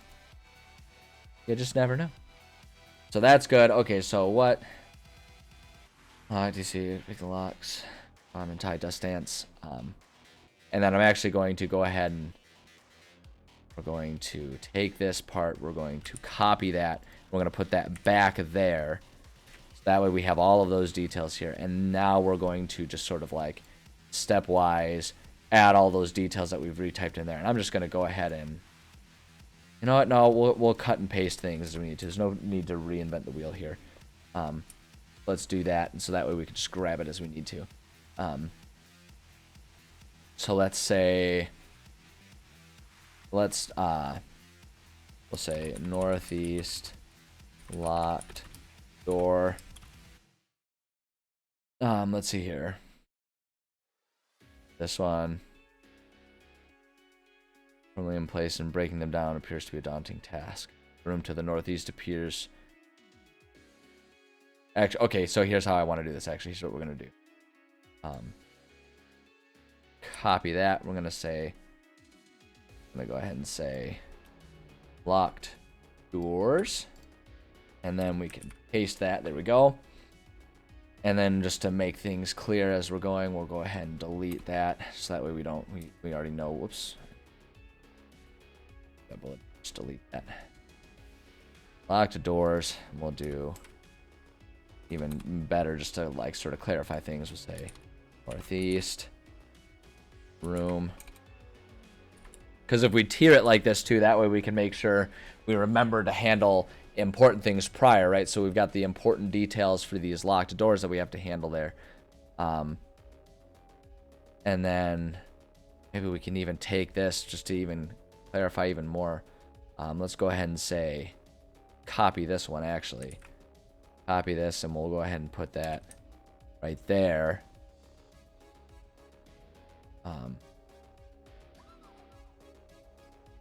Yeah, we'll do that one. I think that's good. So then the northeast room, let's add the description there. Room to the northeast appears to be currently lived in. The robes hung in the decaying wardrobe. It seems to be the room of tied dust dance. Do this. Copy this. Paste that. And then here we also want to describe there is also a locked chest at the foot of the bed. It is very sturdily built. Very sturdily built.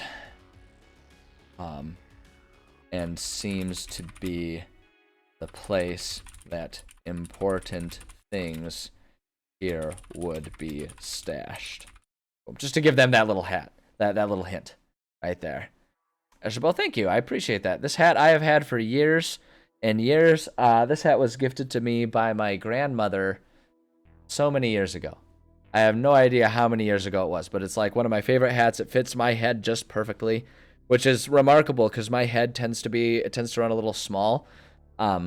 So hats tend to look kind of big and floppy on me, but I like this one. It fits. It's a nice little skull cap fit, and I felt like rocking the hat today. Getting chilly out. I wanted just that little bit of extra warmth. So thank you. I appreciate that. So yeah, very shortly built and seems to be the place important things here would be stashed. And then what we can do is we can add even one more here. We'll say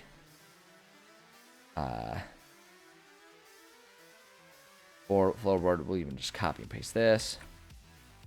Copy that.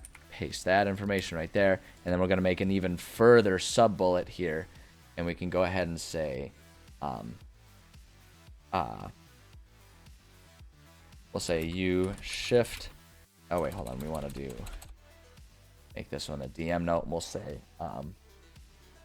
locked chest. Boom, and then back to our standard text here. As you lift the loose floorboard aside, you find a single key hidden beneath. This key fits perfectly into the chest, opening it. And actually, you know what? We don't even need to do that. We can just... Why am I sitting here rewriting stuff that I've already written? I just need to reposition it here. Let's see here. Yeah, these are the things. Yeah, these are all related to the stuff that we find in our locked chest here. I'm highlighting all of it though. Copy that. That. Rid of that extra space because it'll bother me if the format is all weird and wonky. I know who I am. There we go. Hey, kitty. Look at you emerging from your little nest of pillows and blankets. You gonna come up and say hi? You wanna come up and say hi? Like, I don't know. I'm still a little out of it from my nap.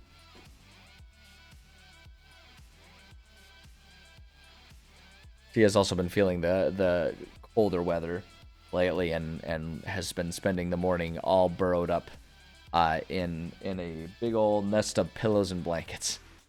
And honestly, I can't blame her. I'm a little jealous. It sounds glorious in there. It looks so warm and wonderful. So we can go ahead and get rid of this stuff. We've already filled this and put it in place. There we go. Where is its own thing here? What's up, honey? Oh, are you gonna come on the lap? Yeah. You want to steal some body heat? Is that why we're here? Oh, that's a good kitty. Hold on. We'll get cat cam going. There she is. There she is. Look at that little sweetheart. Look at that sweet little baby. I know. Look at that sweet baby kitty. I know, honey. Mwah. I know. You're a good kitty. Is it trippy that cat cam is above my head? Or is above the face cam even though cat is below where my face is? I think it's a little trippy. But maybe that's just me. Oh, I know. You're a good girl. Good girl. Let's see. Let's see. We can get rid of this one. We've already filled that stuff in. And then this one is just going to be...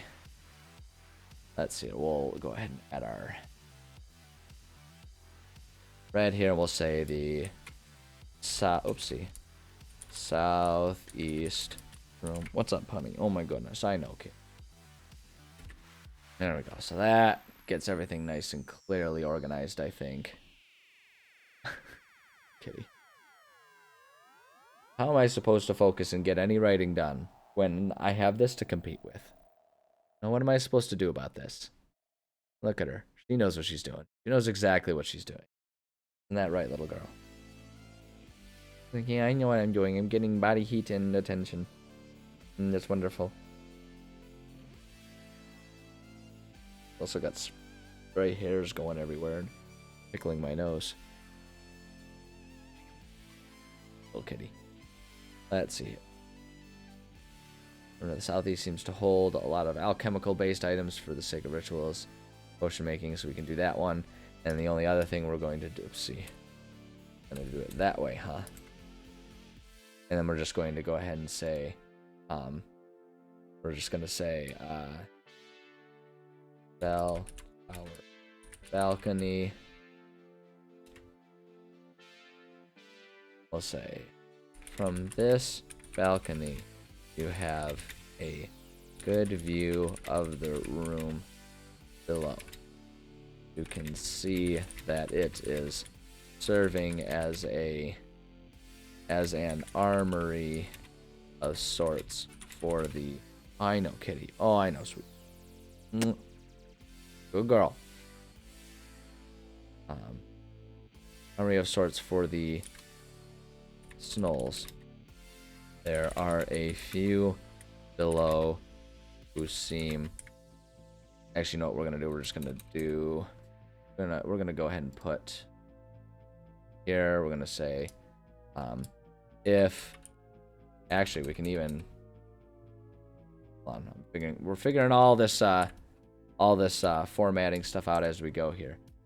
That one, I know, okay. I know, honey. We'll say, if they haven't killed the Snolls in room 2, boom, we can just add. You can see a handful of Snolls arguing over who gets the better spears. They are unaware of your presence. Boom, there we go. Gonna play the Powerball. You goddamn right I'm gonna play the Powerball. I'm gonna drop $5 on tickets. That's it. I never drop more than like $5 on tickets. I get $5 worth of tickets. But I guess it's like $6 because it's like $3 a ticket or something like that. So it's like I do that. And then we just see what happens. But I mean, 1.9 billion? Are you kidding me? Can't afford not to take that chance. It would be absurd not to. It'd be absolutely absurd not to. God damn, you get that thing. You could have 99% of that taken away in taxes and still be like in the top 10 richest people in America. Ridiculous. It's absolutely absurd how big it is. So you better believe I'm getting a ticket. And the first thing I'm going to do if I win is I'm going to pretend that I didn't win for at least a week. And then after that, the first thing I'm going to do is I'm going to find the most expensive financial estate lawyer I can find in this country. And I'm going to have them help me figure out how to protect that money, both from myself and from other people. And then after that, we're setting up 1 million trust funds. So that way it's like, that's how I give away money rather than giving people money. I could just say like, you have a trust fund. That's how much money you're going to get from me forever and ever. Use it wisely. And then after that, I'm having some fun. That's the order of operations. That's the order of operations. Tell nobody, and just like, you know, go to the Winchester, have a pint, and wait for all of this to blow over. That's the trick. You want to try and stay as anonymous as possible. So I will not be cashing in on that immediately. Definitely not until I consult a financial lawyer and figure out what the safest way for me to do anything for the rest of my life is going to be. Because as soon as you win that kind of jackpot, you know that whether or not people know it's you, there's a target on your back, because now everyone is going to try and figure out who won that, so that way they can go try and like trick you into giving it to them, try and scam you, try to steal it from you, whatever they need to do. They're going to try and get a chunk of that finance, that windfall right there. So yeah, my goal is to, if I do win it, pretend that nothing happened. I probably, like, honestly, like, if I won, I would probably, like, I might, after a while, after a certain amount of time, start telling, you know, immediate friends and family and all that kind of stuff. But other than that, I wouldn't tell anyone for, like, years. Like, I probably would wait a couple of years before I quit my job, so that no one would just assume, like, oh, suddenly Scott quit and, like, retired right after someone won the Powerball jackpot. Like, oh, I wonder what's going on there. Like, yeah, no, we're not going to do that. That would be silly. That would be a silly, obvious dead giveaway. So the goal will be to just, like, be patient, you know, have a little bit of fun with my money in low-key ways, right? Like, probably keep my apartment, but really just do some serious upgrades to all the tech and all the type of stuff that I can take with me to whatever big massive house I want to get, right? Live that way, live subtly for a little while, have some fun but in subtle ways, you know. Maybe get myself a fun car, but like rent a space in a garage far away so that way I can just like take it out, you know, for drives in a different city or something like that and enjoy it that way for a little while. Don't start showing up to work in a different Lamborghini every week. That would be ridiculous. Isn't that right? No. I would definitely spoil you, though, little one. You would have so many cat trees, you have no idea. She doesn't even know. She wouldn't even know what to do with it. Am I going to buy a home that's worth millions? I mean, it's kind of hard not to buy a home worth millions in this economy. But realistically, I would not buy a particularly big home. I wouldn't know what to do with it. I would get myself a nice home. I might buy myself some property that's worth a pretty penny. Because I would want to get myself some property in a relatively secluded area.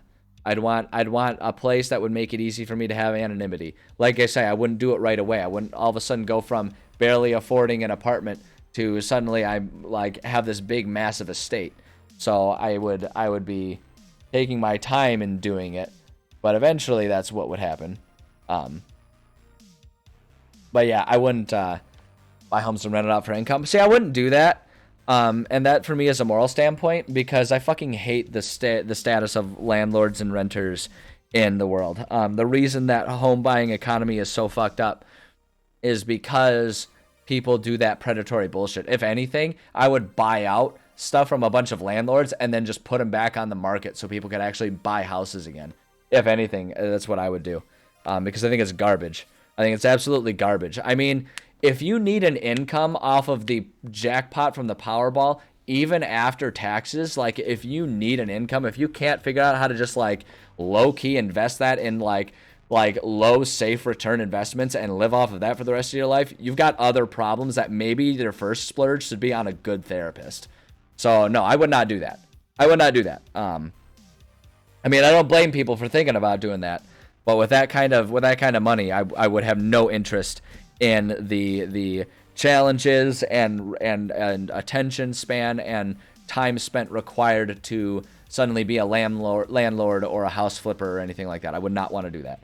The whole point of having that much money is to not have responsibilities, and that just sounds like a lot of responsibilities to me. So I would never do that. I have no interest in doing that. Like I say, if I'm going to buy houses, it would be to buy out a bunch of rental homes and then flip them and sell them so that people can actually buy houses in the area again, because the housing market, because of investment purchasers, is just absolutely destroyed right now. And it's because of people doing that. So it's because of the Airbnb culture that we live in right now. So no, I wouldn't do that. Nope. Zero interest in that. I would get myself a house, maybe one or two others in other locations for the sake of vacations. But honestly, with that kind of money, I'd rather just like go to like super nice, awesome hotels rather than having to have a house that's derelict for a while. Or again, having to go through the trouble of renting it or anything like that. That just sounds like more work than it's worth. Like I would not have fun with that. That sounds like a timeshare situation, and I just wouldn't have any interest in that. No interest whatsoever. No interest whatsoever. I'd rather do as little with the rest of society as possible with that kind of money. I would use that money to facilitate not having any responsibilities in any way, shape, or form. That would be my ultimate goal. That and being as anonymous as possible. Those would be my goals. Those would be my goals. If I won that kind of money. That, and I would like buy myself every single Lego kit that exists. Like every single one of them they make. Like I'd probably spend a year just like at home building Lego kits and then like donating them when I'm done. Like take them apart and put all the pieces in Ziploc baggies. And then once a week, bringing them to like the local thrift store or something like that and donating them. So that way there's like a handful of kids suddenly have like the best day ever when they go there and they find the new like fucking like, Star Wars X-Wing Lego kit for super cheap for like $3 and all the pieces are there and it's the brand new one that usually costs like $50 at the toy store or whatever. I would do that. I would absolutely do that. That'd be a fun one. I would build myself a greenhouse so I could have all the bonsai trees in the world, and I would like spend an hour every day pruning them and caring for them like they were my children. I would do that. That would be a fun one. See, all these things are just like isolated personal things that I would do. I might even, after getting a home, I might even keep this apartment so that way I can just come back here whenever I want to do streaming, so that way none of you assholes know that I have all kinds of money. I'd try to keep it as anonymous as possible, so you'll never know. So you'll never know. It's like, oh, is he still streaming from that apartment because he won it, or is he still streaming from that apartment because he didn't win it? That'd be the goal. That would be the goal for me, as anonymous as possible. Oh boy. All right, let's see here. I want to get some more of these rooms written up. And flippers will fly that Lego set and sell it on eBay for $50. If I find, I'll find a way to watermark it. I'll find a way to mark it. Like I'll put like just a little Sharpie mark on one of the corners of the box or something like that. And if I see that mark there, I will call them out on it. And I'll probably just like, you know, they win because then I'll buy it for $50. Then I'll give it for someone else for free and just keep the donating thing because I'm a billionaire. What the fuck do I care about $50? I'll keep buying it and reselling it so new little kids can have it. And then I'll find out who the flipper was. And then I'll wait. I'll wait at the Salvation Army store that I donated it to, and when I see them, because I've got all the money in the world, of course I can figure out who it is. I won't ruin their life or anything, but I'll see them, and when they show up to try and buy that thing and flip it again, I'll just walk up to them and I'll slap their hand. I'll be like, no, nope, not allowed, no, you don't get to, no, and I'll do that, but I'll do it with like a mask on, like I'll do it with a Guy Fawkes mask on, so that way it's like anonymous. Anonymous is decreed that you don't do this. Be happy we don't dox you, and just like bluff them. Like, that's what I would do. Because I'm a billionaire. What does it matter if I spend a couple days just like trolling this guy and hunting him down and slapping his hand and just be like, no, you don't get to do that. No, it's not for you. You don't get to buy it. No, not allowed. No. No. That's what I do. All right, we're going to do some more writing, but I have to pee. So I'm going to go pee real quick. And then when I come back, we'll continue to plan out some more rooms for this donjon. So enjoy some commercials and or retro commercials, depending on your subscription slash ad blocker status. And I will see, Kitty, I can't see the screen, honey. And I will be back shortly. So sit tight. I appreciate your patience.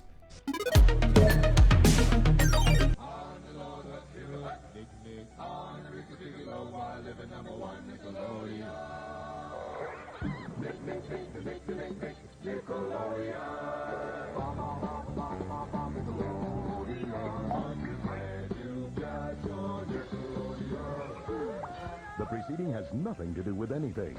Yes, it does! Except Nickelodeon, the first and only network for kids.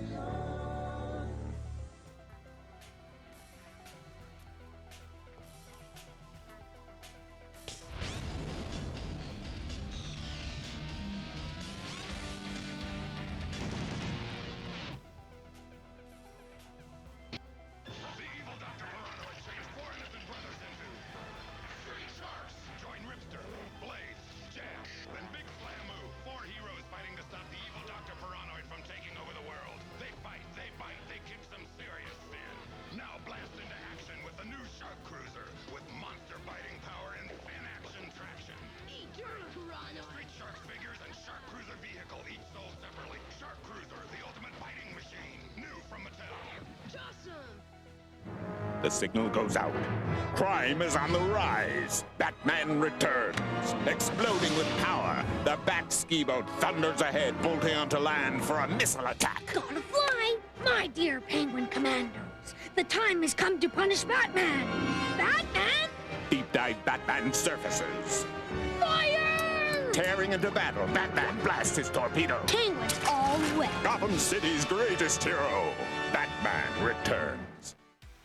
There's a mouth-watering new Gushers flavor with a taste that's huge! Happy Man! Watermelon flavor bursting with watermelon juice inside. New Watermelon Blast Gushers. Whoa! What a melon! Fruitonic Punch Gushers fruit snacks. They're very, very different. Alrighty. Gushers. So last time I had Gushers, I was in the mood for them, so I bought some for a road trip that I had over the summer. and I just had them as a little snack there for when I was in the car, and it was really fun. But I can't decide if I was disappointed or not that my head didn't turn into a big giant piece of fruit. Because on the one hand, false advertising, and that's just rude, and I really was kind of looking forward to that. On the other hand, though, I'm worried that if that had happened while I was driving, that would have been bad, and I might have gotten in an accident. So probably for the best, but it was a little disappointing. Hi, kitty. Are you gonna hang out with us for a little bit? Here, we'll get cat cam going again. Oh, there she is. She's like, I am now hungry, so I am going to be all up in your grill and bothering you until you feed me. That is that. I know, you're a good kitty. I mean, you're a bit of a turd sometimes, but overall, you're a good kitty, so, you know, get away with it. She does. She gets away with it. She gets away with it. She gets away with so much. Like, but I am so cute. I am so cute. How could you ever not want to do exactly what I want you to do for me? I am so adorable. You know I am. Oh, I know. I know, kid. I know, yes, you're very adorable. I know. I know, you're a good kitty. Mwah. All right, let's see here. Let's get a couple more rooms done here. Man, I always think like, oh, I'm gonna get so much done, and then I have like too much fun chatting with it, all of you goofs, and then I don't get anything done. Let's see. Oh, I need to finish making sure that this room is all good to go actually. Where I think that one's good to go there. We don't need to do a whole lot for that one. When there's always available, having the keys will be dependent on if they've. Yep, that one's good as it is. Who gives clues about who exists at another snow camp. Also include information about elementals to mention of Air King. Good. I think that's all good to go there. So yeah, no, never mind. That room's good to go. Ha! We got there. We got there. I know. Hi. I know you're hungry, but it's not dinner time yet. Still too early for that. I know it's really weird. She's having trouble adjusting to they're working on getting rid of daylight savings time here in America, but they have not done it yet because our government moves at a very, very slow pace on everything always. It doesn't matter how much everyone agrees on the same thing. They can agree. They could agree that like, oh, aliens are attacking this afternoon. We need to mount a counterattack. We need to do it immediately, and it would still sit in Congress for 5 months before they agreed upon it. Like that would it's so slow. So at any rate, the reason I bring it up is because we recently adjusted and we fell back, right? Because it's fall, so you fall back an hour. And she's having a hard time adjusting to that because to her, right now, it doesn't feel like 3 o'clock. It feels like it's 4 o'clock, which is after her usual dinner time. So she's grouchy and she's glaring at you guys. She's like, the reason he's not feeding me is because he's sitting there hanging out with you. It's like, you have the power. If 10 of you subscribe, he promised he'll give me treats on screen. You have the power. You can change this. He knows. He always knows, and she's always ready to guilt trip. All right, at any rate, let's go ahead and do another room here. So room number 2. Let's go out a little bit here. Yes, the bell tower room. Easy. Okay, so there's going to be an easy battle in there. Let's just go ahead and put in the enemies. Easy battle needs to be worth about 13 to 1400 experience points. We can just do 2 of the archers, or the Knoll archers there. That's pretty much just spot on what we need. So I'm going to do that one. 2 of these guys. Copy that. Bullet, give me my bullet points. Give me my bullet points. 2. Boom. Easy peasy. The app store I use to make my maps. I use Dungeon Draft. Pretty much exclusively Dungeon Draft. I've got a couple of the asset packs that you can find and download. There's some of them are free, some of them are paid for. But like anyone can make them, so people will sell packs of like assets and stuff that they've made. I have got a few of them downloaded, but Dungeon Draft is the one. And then when I'm making larger maps, so like Dungeon Draft is good for the battle maps. And then if I need to make larger overhead maps, I use Wonder Draft, which is sort of a sister program. And that's where like my kind of old timey parchment style, just like world maps and stuff come from. So highly recommended. Very, I like them quite a bit. They're designed to play nice and be functional with virtual tabletop systems. Most importantly, for me, is that they work with the Foundry virtual tabletop, which is what I use when I'm playing with my friends.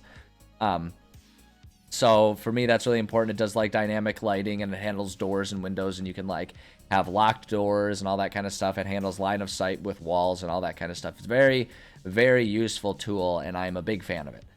So highly recommend. There are other very good programs as well. I know a lot of people still very much enjoy Incarnate, and that's another wonderful one. But yeah, I use Dungeon Draft, and I've been quite pleased with it ever since I got it. I've been using it for a couple years now.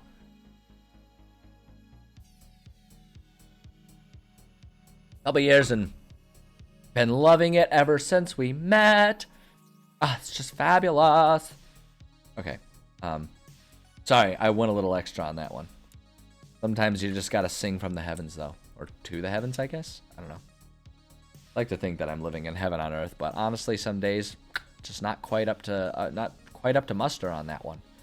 All right, so this is going to be our bell tower room, so we can go ahead and describe that. So just the basic narrative here.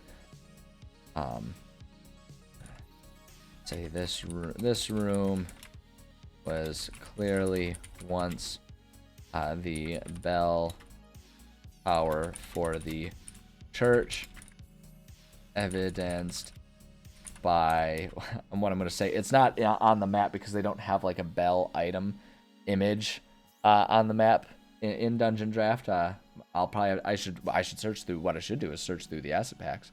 But they don't have one of there. But my idea was that the bell is like lying broken on the ground. By the large broken bell that lies on the ground. Why capitalized broken there? Need to be broken. Currently, however, it appears to have been converted to armory. Armoroy. That's Roy's armory. Let's see here. So currently, however, it appears to have been converted to an armory. By the Snolls. It's not a very organized armory, though, as most everything is just tossed into a big pile. Just, I mean, I feel like that's probably how Snolls would handle it. What did I eat for lunch? I don't eat lunch. I only eat one meal a day, and my meal is dinner. Once I'm done with all the various physical activities I do throughout the day. So nothing. I ingested a big gulp of wind when I opened up the window, and that's been sustaining me.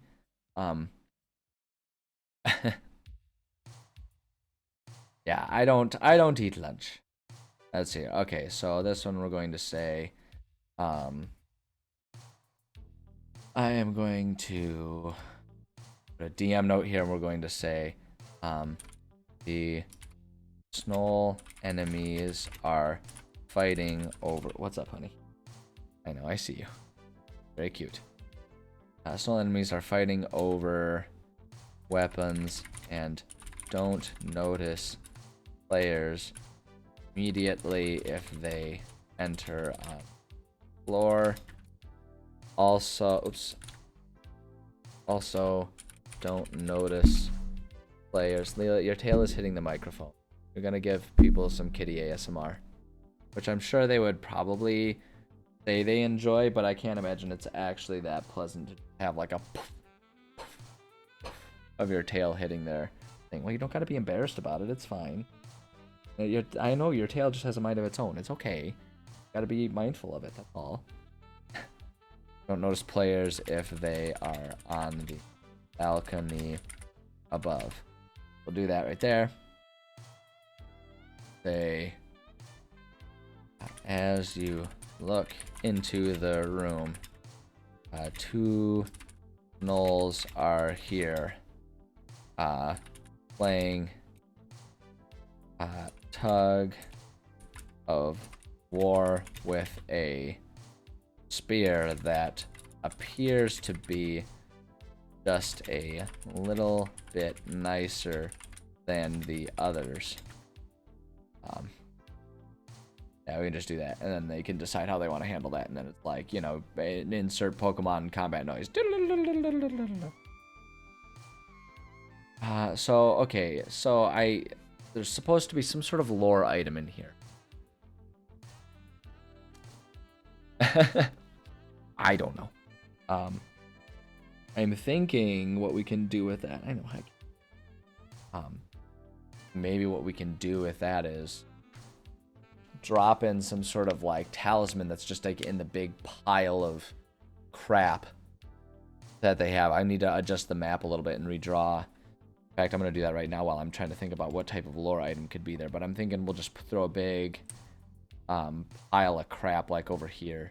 And that's where, or maybe back here. That'll make more sense for the Snolls to have their backs turned. Excuse me, objects. Let's go to scatter tool. Find armors here. That.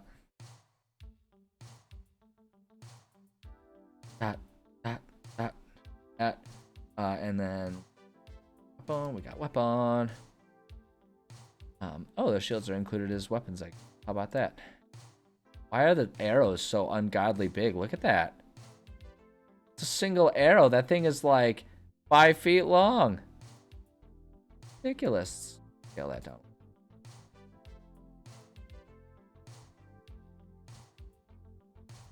Oh, that's two.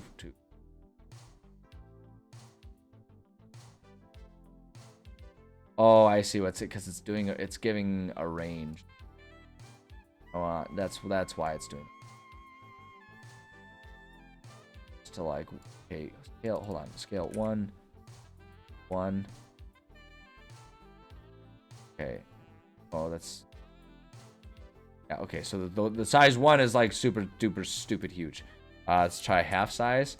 0.5 to 0.5. That one, boom, undo. There we go. That's a more reasonable arrow size. Throw some arrows and crap all over here. I'm gonna grab a couple of these. Damn it!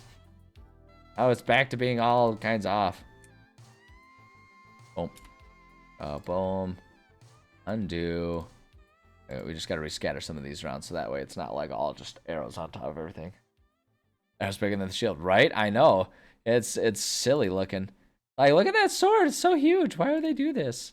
Why would they do that? Why is that the baseline? It makes no sense. Okay, make those down to 0.5. That. And hold on. Do 0.5. Even that's kind of big, but that's okay. Lost a couple of these. Better. There. Maybe they're giant weapons. Or maybe they're like, maybe the arrows were like ballista weapons or something along those lines. I don't know, man. I'm trying to come up with justifications for that, but it's really just ridiculous. There we go. There's the Snoll's armory. A big giant pile of crap. How's it going, Manticore? Good to see you. Yeah, that'll work. I don't know. It's whatever. Just trying to make it fit the description here. Let's say, okay, here's what we're gonna do. Buried in the pile of items is let's say a shield with the insignia of the air elemental plane.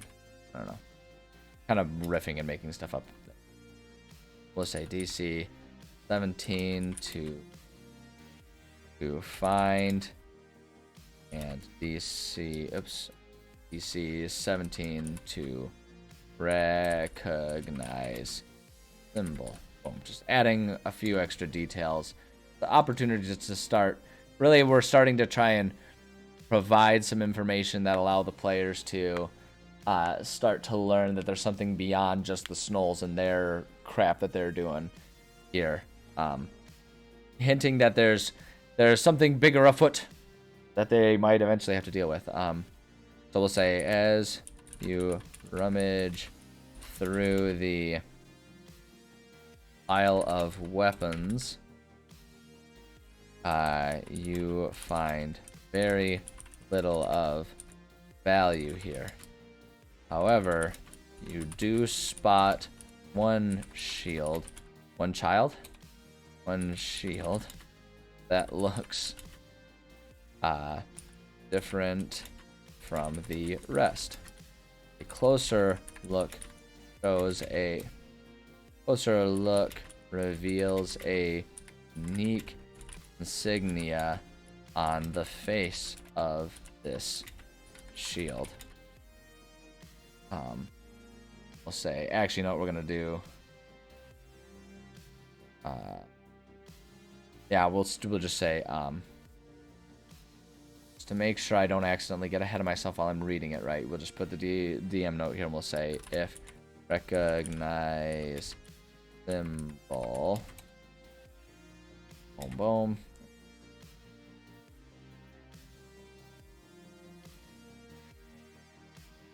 You know what? I want to do. So I want to take the time to make this stuff actually organized properly. Do that. That right there. I'm gonna, boom, make that a sub bullet. Grab this. Copy that. Paste it.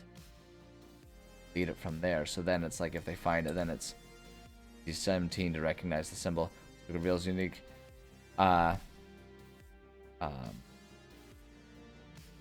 Actually, hold on. I do want to put this one. I want to put that part right down there. Then we'll from here we'll say as you search your memory,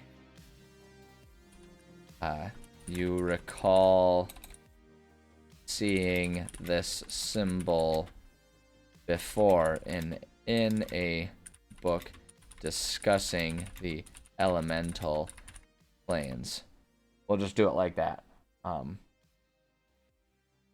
We'll say you think this one is you think this symbol matches that of the air plane. Get it? Airplane. I like it. I like it. Ooh, look. It's also like typing cam almost. Sorry, anyway. So this one's just about ways in and out here. We can make this all in DM note stuff here. Only entrances / exits are the door and the windows. Boom, we can just right there. This room is available at all times. We can just put that there. This room is available at all times. And then we'll say no essential info. The shield can hint at air elemental involvement. So see ya, kitty. Though the shield itself has no special proper. Boom, there we go. What am I going to give my player a wish spell? Oh, God. Unless they can come up with a really good reason or there's a really good story reason for them to get it, I will never give them wish.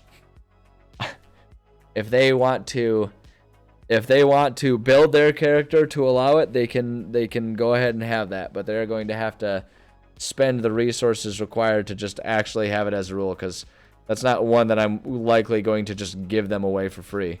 That is one of the most easily abusable spells in the entire game of D&D. Any edition.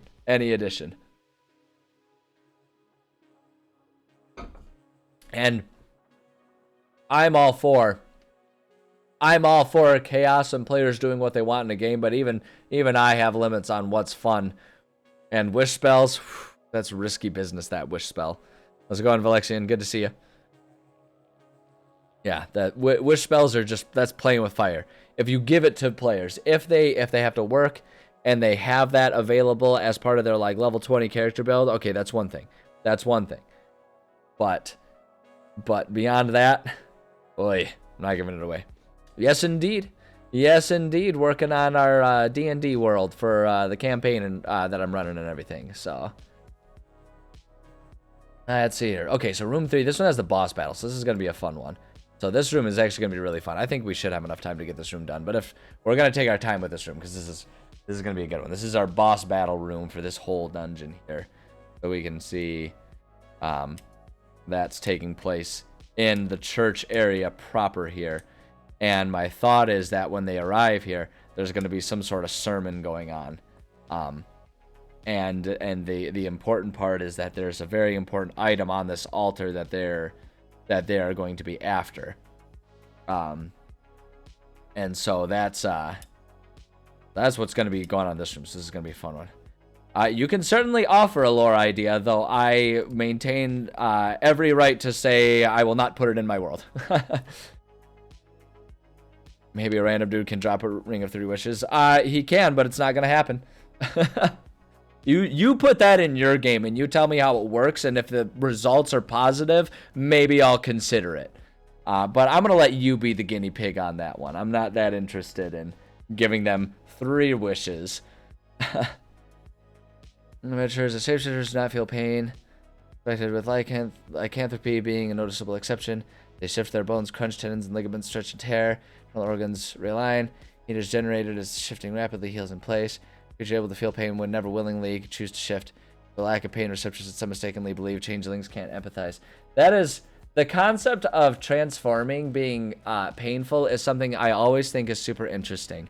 And it's the type of thing that I don't know if I would necessarily include it in my game, just because if any of my players were doing that, I wouldn't want to dictate what their character would do. But from a creative writing standpoint, I think that's an incredibly interesting idea. And I think it is a very compelling idea and adds a whole lot of depth to anyone who would be able to be a shapeshifter, regardless of if it's willing or not, right? So it's like if it's a werewolf, I think it adds an entirely different dimension to like the suffering and the empathy that one might have for a werewolf. And as far as someone choosing to transform, I think it makes it a really interesting thing. And what I think is most interesting about that is the fact that it would offer a reason for them to use this skill very sparingly, as opposed to like changing super willy-nilly. So as far as like in this campaign and stuff goes like that, I don't know that I would include it. And even if I did, I don't know where I would explicitly put it. But as a concept, I think it's an awesome concept. And I agree with you. It's a really interesting one. The one caveat I will say, I feel like that would have made the Animorphs series of books much darker and probably less suitable for children. So in that context, it's probably best to not include that and just to leave it at where they do, where sometimes it looks a little gross when you're half snake, half human or something. But does anyone else ever read those Animorph books? I still read them as an adult. I go back and read them. I'm reading one right now, as a matter of fact. I love those books. They're hilarious. Like, and as I get older, they get more and more ridiculous, but I just kind of like them even more for it. They're awesome. They're awesome books. Like the fact that they have this arbitrary, like, oh, you can only be an animal for 2 hours thing. But like the cheat code for that is as soon as they transform back into human, they can immediately transform back and like the timer just starts. So it's like this weird physical ability like has an arbitrary strict time limit of 2 hours, but you can spoof it by just going and hiding around the corner going like human back into animal, and then you're good to go for another 2 hours, right? It's like they find excuses in the books to limit that, so that they can't do that, because it's all like, oh, we're deep in enemy territory, there's too many people around, I can't transform back, oh no, I'm in trouble, I might be stuck as an animal forever, right? So they kind of make up reasons, but it's really funny how that happens. When they change, will they regain their HP? So like from a D&D standpoint, the baseline is the concept is yes. for the most part. That's why you can use like bear form as like a free life and stuff like that as like a druid. And within the context of Animorphs, also yes. Because like they have this in-lore thing. Okay, so now we're diving really, really deep into it, and you guys are gonna see how much of a nerd I am.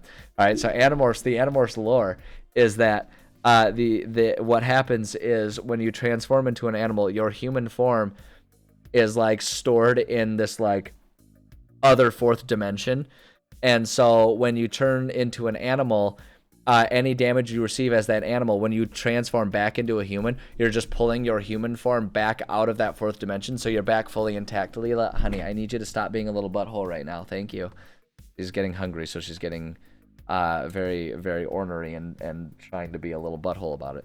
But yeah, so in Animorphs, no, they do. They get all of their HP back functionally, and there's an in-lore reason for it too. It's not even like Applegate did at least take the time to explain that, so that way you didn't just have to think like, oh, it's because it's convenient and it's a kid book. No, there's lore behind it. It's ridiculous lore, and it has a whole bunch of plot holes, but yeah, there it is. Hours per solar cycle. Basically, is it for a short duration of each day? Yeah, like I've always thought with the Animorphs thing is like if they had treated it like being transformed as like flexing a muscle, right? And so it's like the longer you do it, the harder it is for you to like flex again and or unflex. So it's not like it explicitly like, oh no, I was here for exactly 61 or like 121 minutes. No, right? And instead it was just like the longer you're in that form, the harder it is for you to like flex the muscles to transform back into a human or whatever. And so it just kind of like kind of the concept of like almost like your body becomes memory foam, right? It's like the longer you hold memory foam in a certain position, right, the more likely it is to stay in that position for longer and or permanently. Or it's like Velcro. It's like the more you use it, the more worn out it gets and the less capable of being Velcro it is. Like if they had done it something like that, so it was less of like a finite thing and it's more like, oh, the longer you're holding it, the harder it is to go back. So it's like, if it were a D&D mechanic, it would be like, okay, yeah, so if you've been in there for under like 2 hours, then you can automatically at will transform back. If it's been like 2 to 4 hours, roll a D20, or like roll a D100. On like a 1 to a 10, you don't transform back, and that like range increases each time. Flex a muscle, that'd be good. Reason for not shifting multiple times in rapid succession. Yeah, exactly. Because like you're tired, and so it's like harder, or it's like the more times you do it in rapid succession, right? It's like the more likely you are to mess it up and like be walking around with like, be walking around with like 2 front dog paws and a dog nose sitting on your face, like, oh God, what do I do? I can't hold a glass of water because you have like dog paws or whatever. Like. I always thought that would be funny, but I feel like that would be too complex for a kid's book. So I understand why she just kind of chose the 2 hours. That's a really simple concept for, an elementary school reader to sort of understand and kind of make sense of. Because like it sets a finite idea, so it gives them something clear to think about. But I always thought it would be funny. It'd be interesting if they kind of made it more complex. Failing horribly and you accidentally invert the skin. That's like the teleportation beam in Galaxy Quest, isn't it? Where you can accidentally teleport them inside out, and so they try it with a warthog and they accidentally turn it inside out, and the thing like it just like sits there as this big ball of flesh on the teleportation pad. It's like surprisingly gruesome for a kid's movie. Oh God. Flip side is you could like, maybe if you like learn how to flex the muscle really cool, you could come up with all kinds of like really cool fun ways to take advantage of it and like turn yourself into like intentionally be a centaur or something like that. Like you'd have the best Halloween costumes. They'd be like, wow, your chicken costume is so realistic. And you'd be like, oh, I know. As you're like actually just like covered in feathers. And you'd be like, oh yeah, you'd use this special glue, but I can't give away my secrets. I can't tell you how I did it. A magician never tells, right? And you don't give it away. Why are all of your costumes always animal-based? Why not try to do anything else? No reason. I also always like that they put rules on like transforming into other people. like, because they're always like, oh, it's ethically wrong to turn into other people and all that kind of stuff. And I'm like, I feel like it depends on what you do when you're that other person. Like, would it be unethical if, like, you did it for someone who is like, you know, I don't know, like if you used it as a way to help someone get away from enemies, right? You like distract them and you're all like, here, I'm gonna be you, and they'll chase me as you, and then I'll go around a corner, I'll turn into me, and then they'll keep running down it'd be like the perfect thing, like in the shows when they like go around a corner and they take their shirt off and put on a ball cap, and suddenly no one knows who they are anymore. Only like I'll just transform into someone else. It's like, I feel like that could be okay. I don't know, it just depends on how you use it. Am I right? I don't know. Maybe I'm just an immoral person. I don't know. Okay, hold on. I was gonna try and get this. I was gonna go ahead and try and get this room written up here. So I want to do this because I'm excited about this room with like it being our boss battle room. That's here. Certainly in overtime. Wonder why they never use partial shifts. They like suddenly alien human form. So sometimes they accidentally do it. Like the one time when one of them accidentally only half turned into an eagle, and so the other one like put a coat over him or something and pretended he was their little brother so they could get out of a McDonald's or something like that, because they like ran out of time, and so he told them to like stop transforming halfway, and so he was like a 2 foot tall half bird half man thing, and so they just like shoved it, like they put a coat on him and put the hood up, and they're like, oh, it's my little brother, we gotta go now, bye, and the guy like, and his like little chicken legs like waddled out or something like that. It's really kind of fucked up when you think about it. Like, can you imagine seeing that homunculus of a creature? Those books are funny. They're really funny. All right. Anyway, let's see here. As you walk into the main hall of this ancient church, you see that it is largely untouched by anything other than time. The pews still stand in line, only subtly, the pews stand in line, only slightly askew,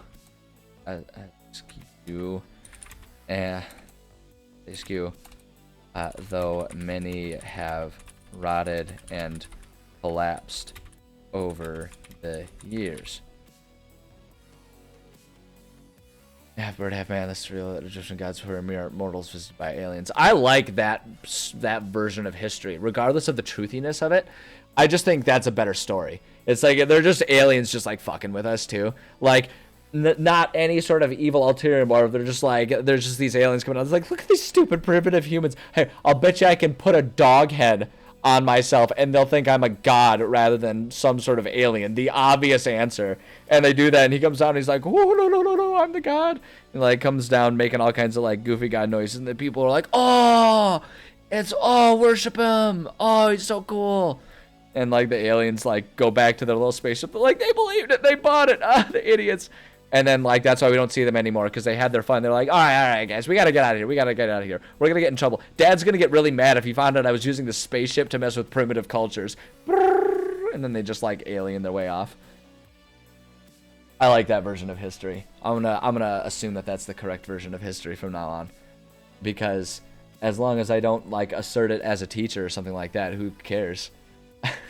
I'll put that so like, you know, I do my world building for the D&D here. I do have a sci-fi universe that I will sometimes do world building in, though these days I'm much more entrenched in doing like the fantasy D&D stuff. It's more fun, I find.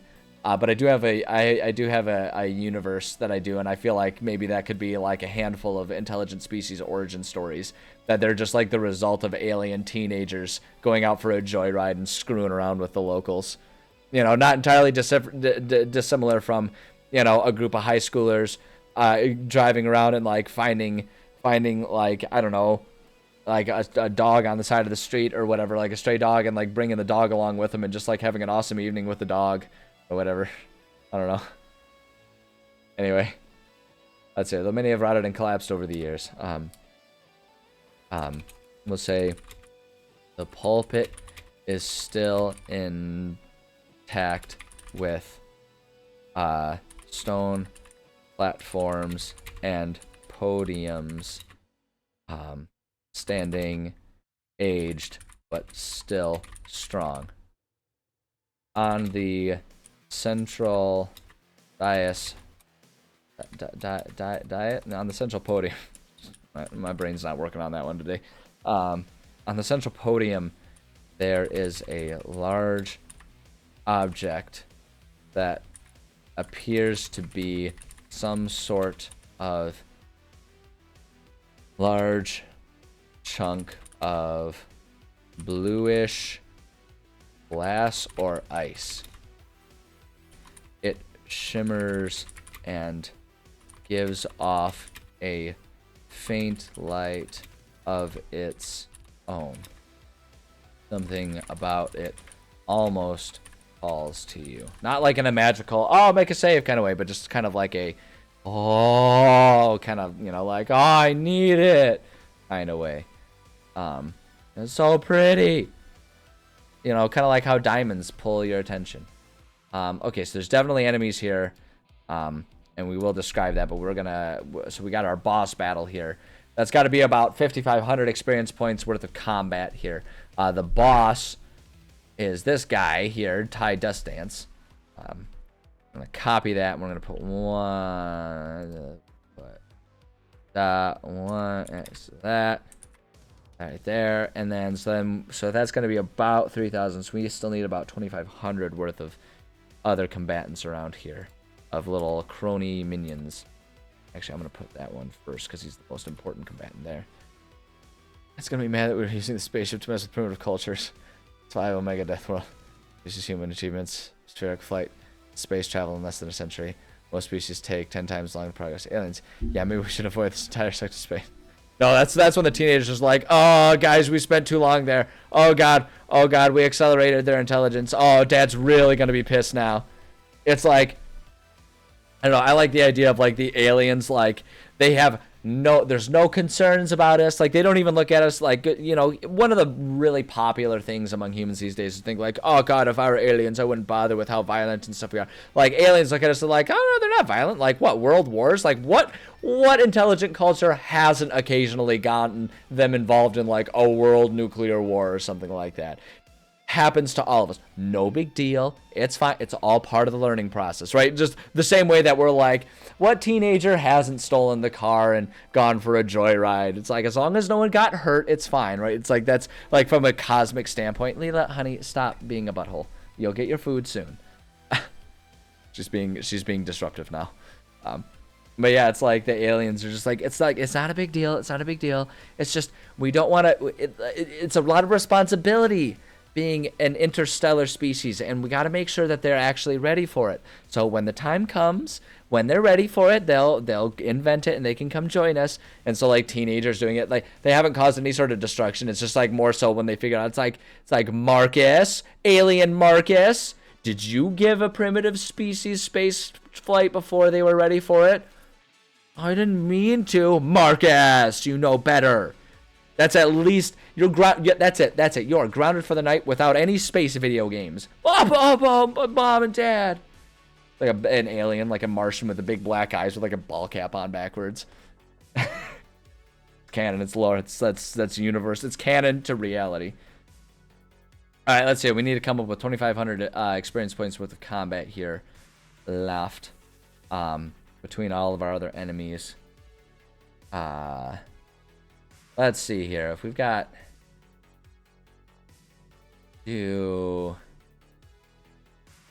handful of these guys, we could do 3 of these guys, which would give us 21.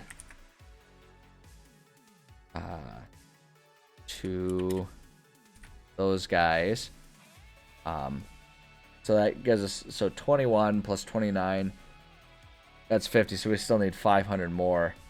We could just like toss in one of these guys, just like one of these wimpy little guys, just for the fun of it. Watch him get destroyed. And then so one of these guys, just you gotta have a little fodder for them to be able to just like absolutely wreck. All right. As you enter, there appears to be some sort of sermon going on. Some sort of sermon going on. It's sermon. Some sort of sermon going on. Let's see here. The crowd is small, but the Snolls here watch with rapt attention as the Snoll up front in ceremonial. Wow. Ceremonial. My brain is done writing effectively here. Sorry, call on nature predators. Any of his lives herbivorous. There are two carnivore species. One known as gray, unsentient life. The other, more recently discovered, as human. Conflict is as interesting as the universe wonders how the meat eaters could possibly suggest diplomacy and not be a trap. Well, and that's where the concept of trust and stuff comes into play. It's an interesting concept. Definitely an interesting concept. It's an interesting philosophical concept to sort of present the unsolvable moral quandary of that type of situation. An interesting one, and I feel like it kind of comes down to trust, and it's like it would, like, in that situation, it just, like, off the cuff, it seems to me like the onus of trust and cooperation would be on that of all of the herbivores, right? Because the meat eaters would never, ever be able to 100% prove a negative, right? They could never prove that they will never, ever eat someone else, eat one of the herbivores. They would never, ever be able to prove that, unless the entirety of eternity goes by with them without them doing that. And because the concept of eternity is that it goes on forever, they could never prove that. So it's like the onus kind of goes to the herbivores to trust that it would never happen, assuming that the meat eaters hold true to their word. Leela, stop. Gosh, she's stepping on keys and everything. She's being such a butthole right now. This is what cats do. They act all sweet, and then they get annoyed, and then they just become the most disruptive buttholes ever. But yeah, I feel like the onus of trust would eventually be on the herbivores to just trust that the meat eaters mean it when they say, like, we're not gonna eat you. As much as it's also on the meat eaters to actually hold their word. But you really would never have 100% guarantee. You never would. And that's kind of true in modern, like in real life, in a lot of ways. Like, you never have 100% guarantee that someone's going to be true to their word. So after a certain point, you just have to trust, and the person giving their word has to hold their word. So as you enter, there appears to be some sort of sermon going on. About as small, with the Snolls here. Watch with rapt attention as the Snoll up front in ceremonial robes talks with animated enthusiasm. He is gesturing to the large glass-like stone as he talks. And we can just do that kind of thing. As you enter the hall, he halts his speech.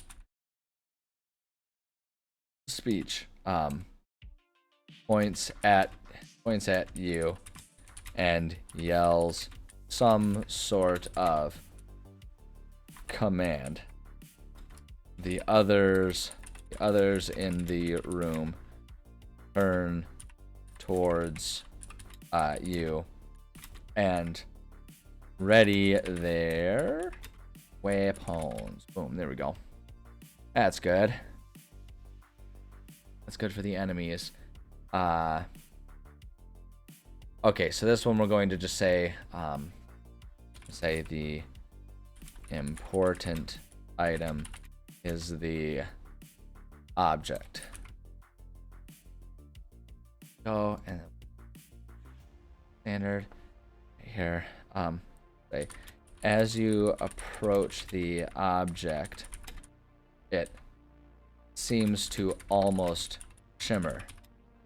Looking through the flat planes of glass, you see what appears to be a snowy environment, as though looking through a window in the middle of a... Don't you dare. Don't you dare. You behave. It's not dinner time yet. You will get it when it's time.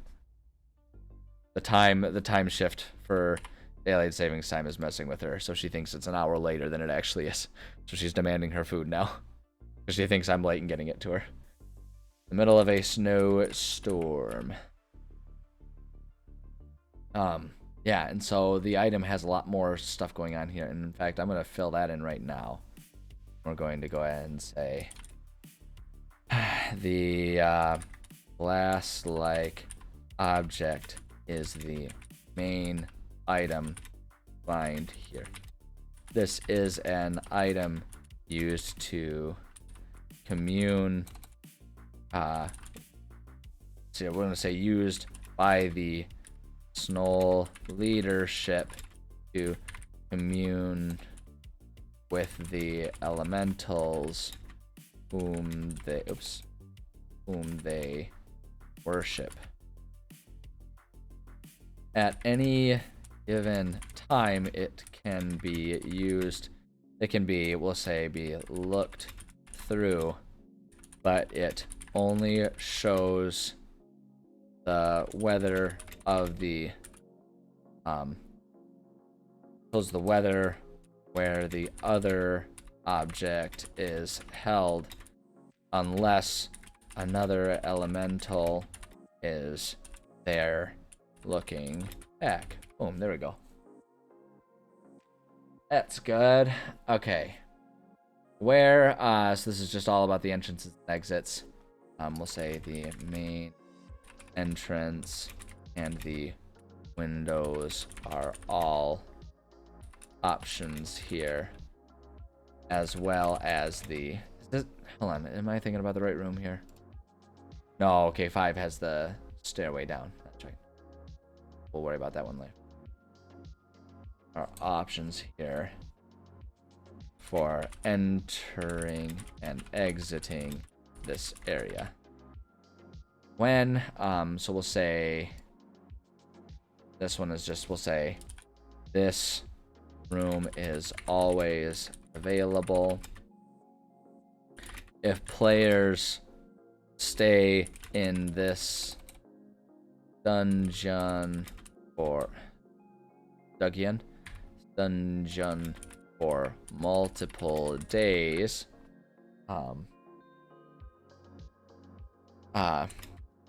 may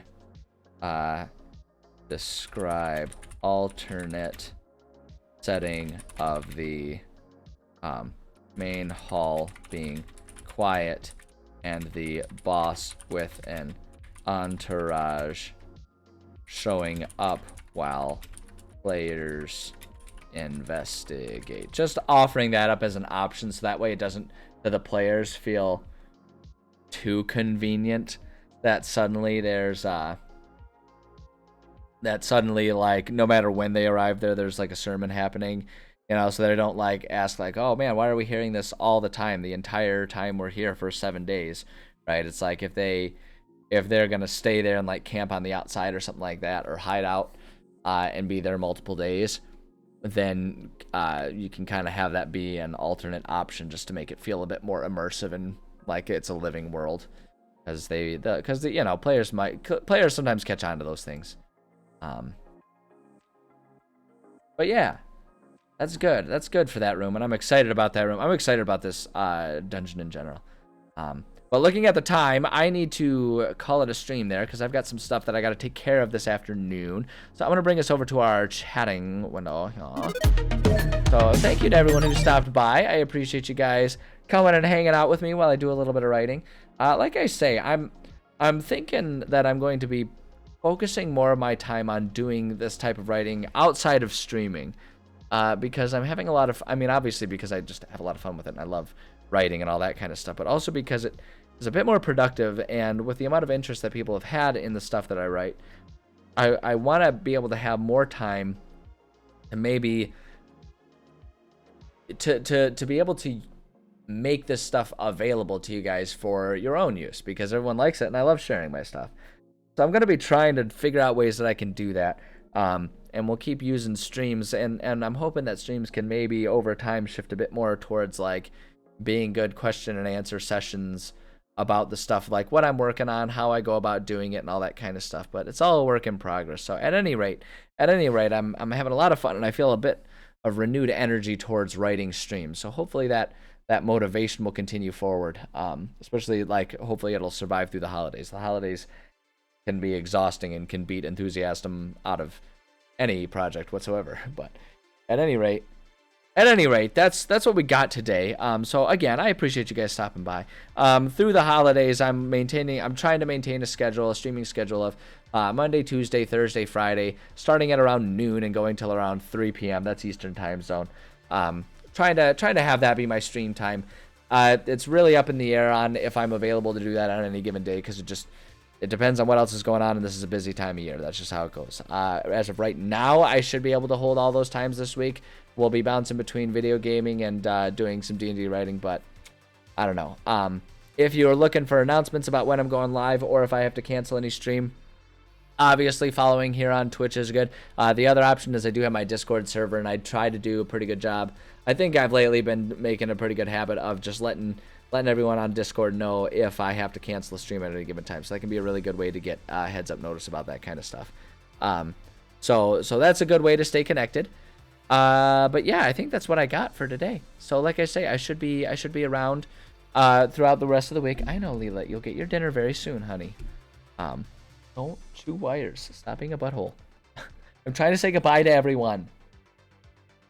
So at any rate, thank you again for stopping by. I appreciate you guys coming and hanging out with me. I have a lot of fun doing this, and hopefully you guys have a lot of fun hanging out with me. So take care of yourselves. Hopefully I'll see you tomorrow. If not, maybe later this week. But whenever I see you next, I'm looking forward to it. So like I say, take care of yourselves, and I'll catch you cats on the flip side.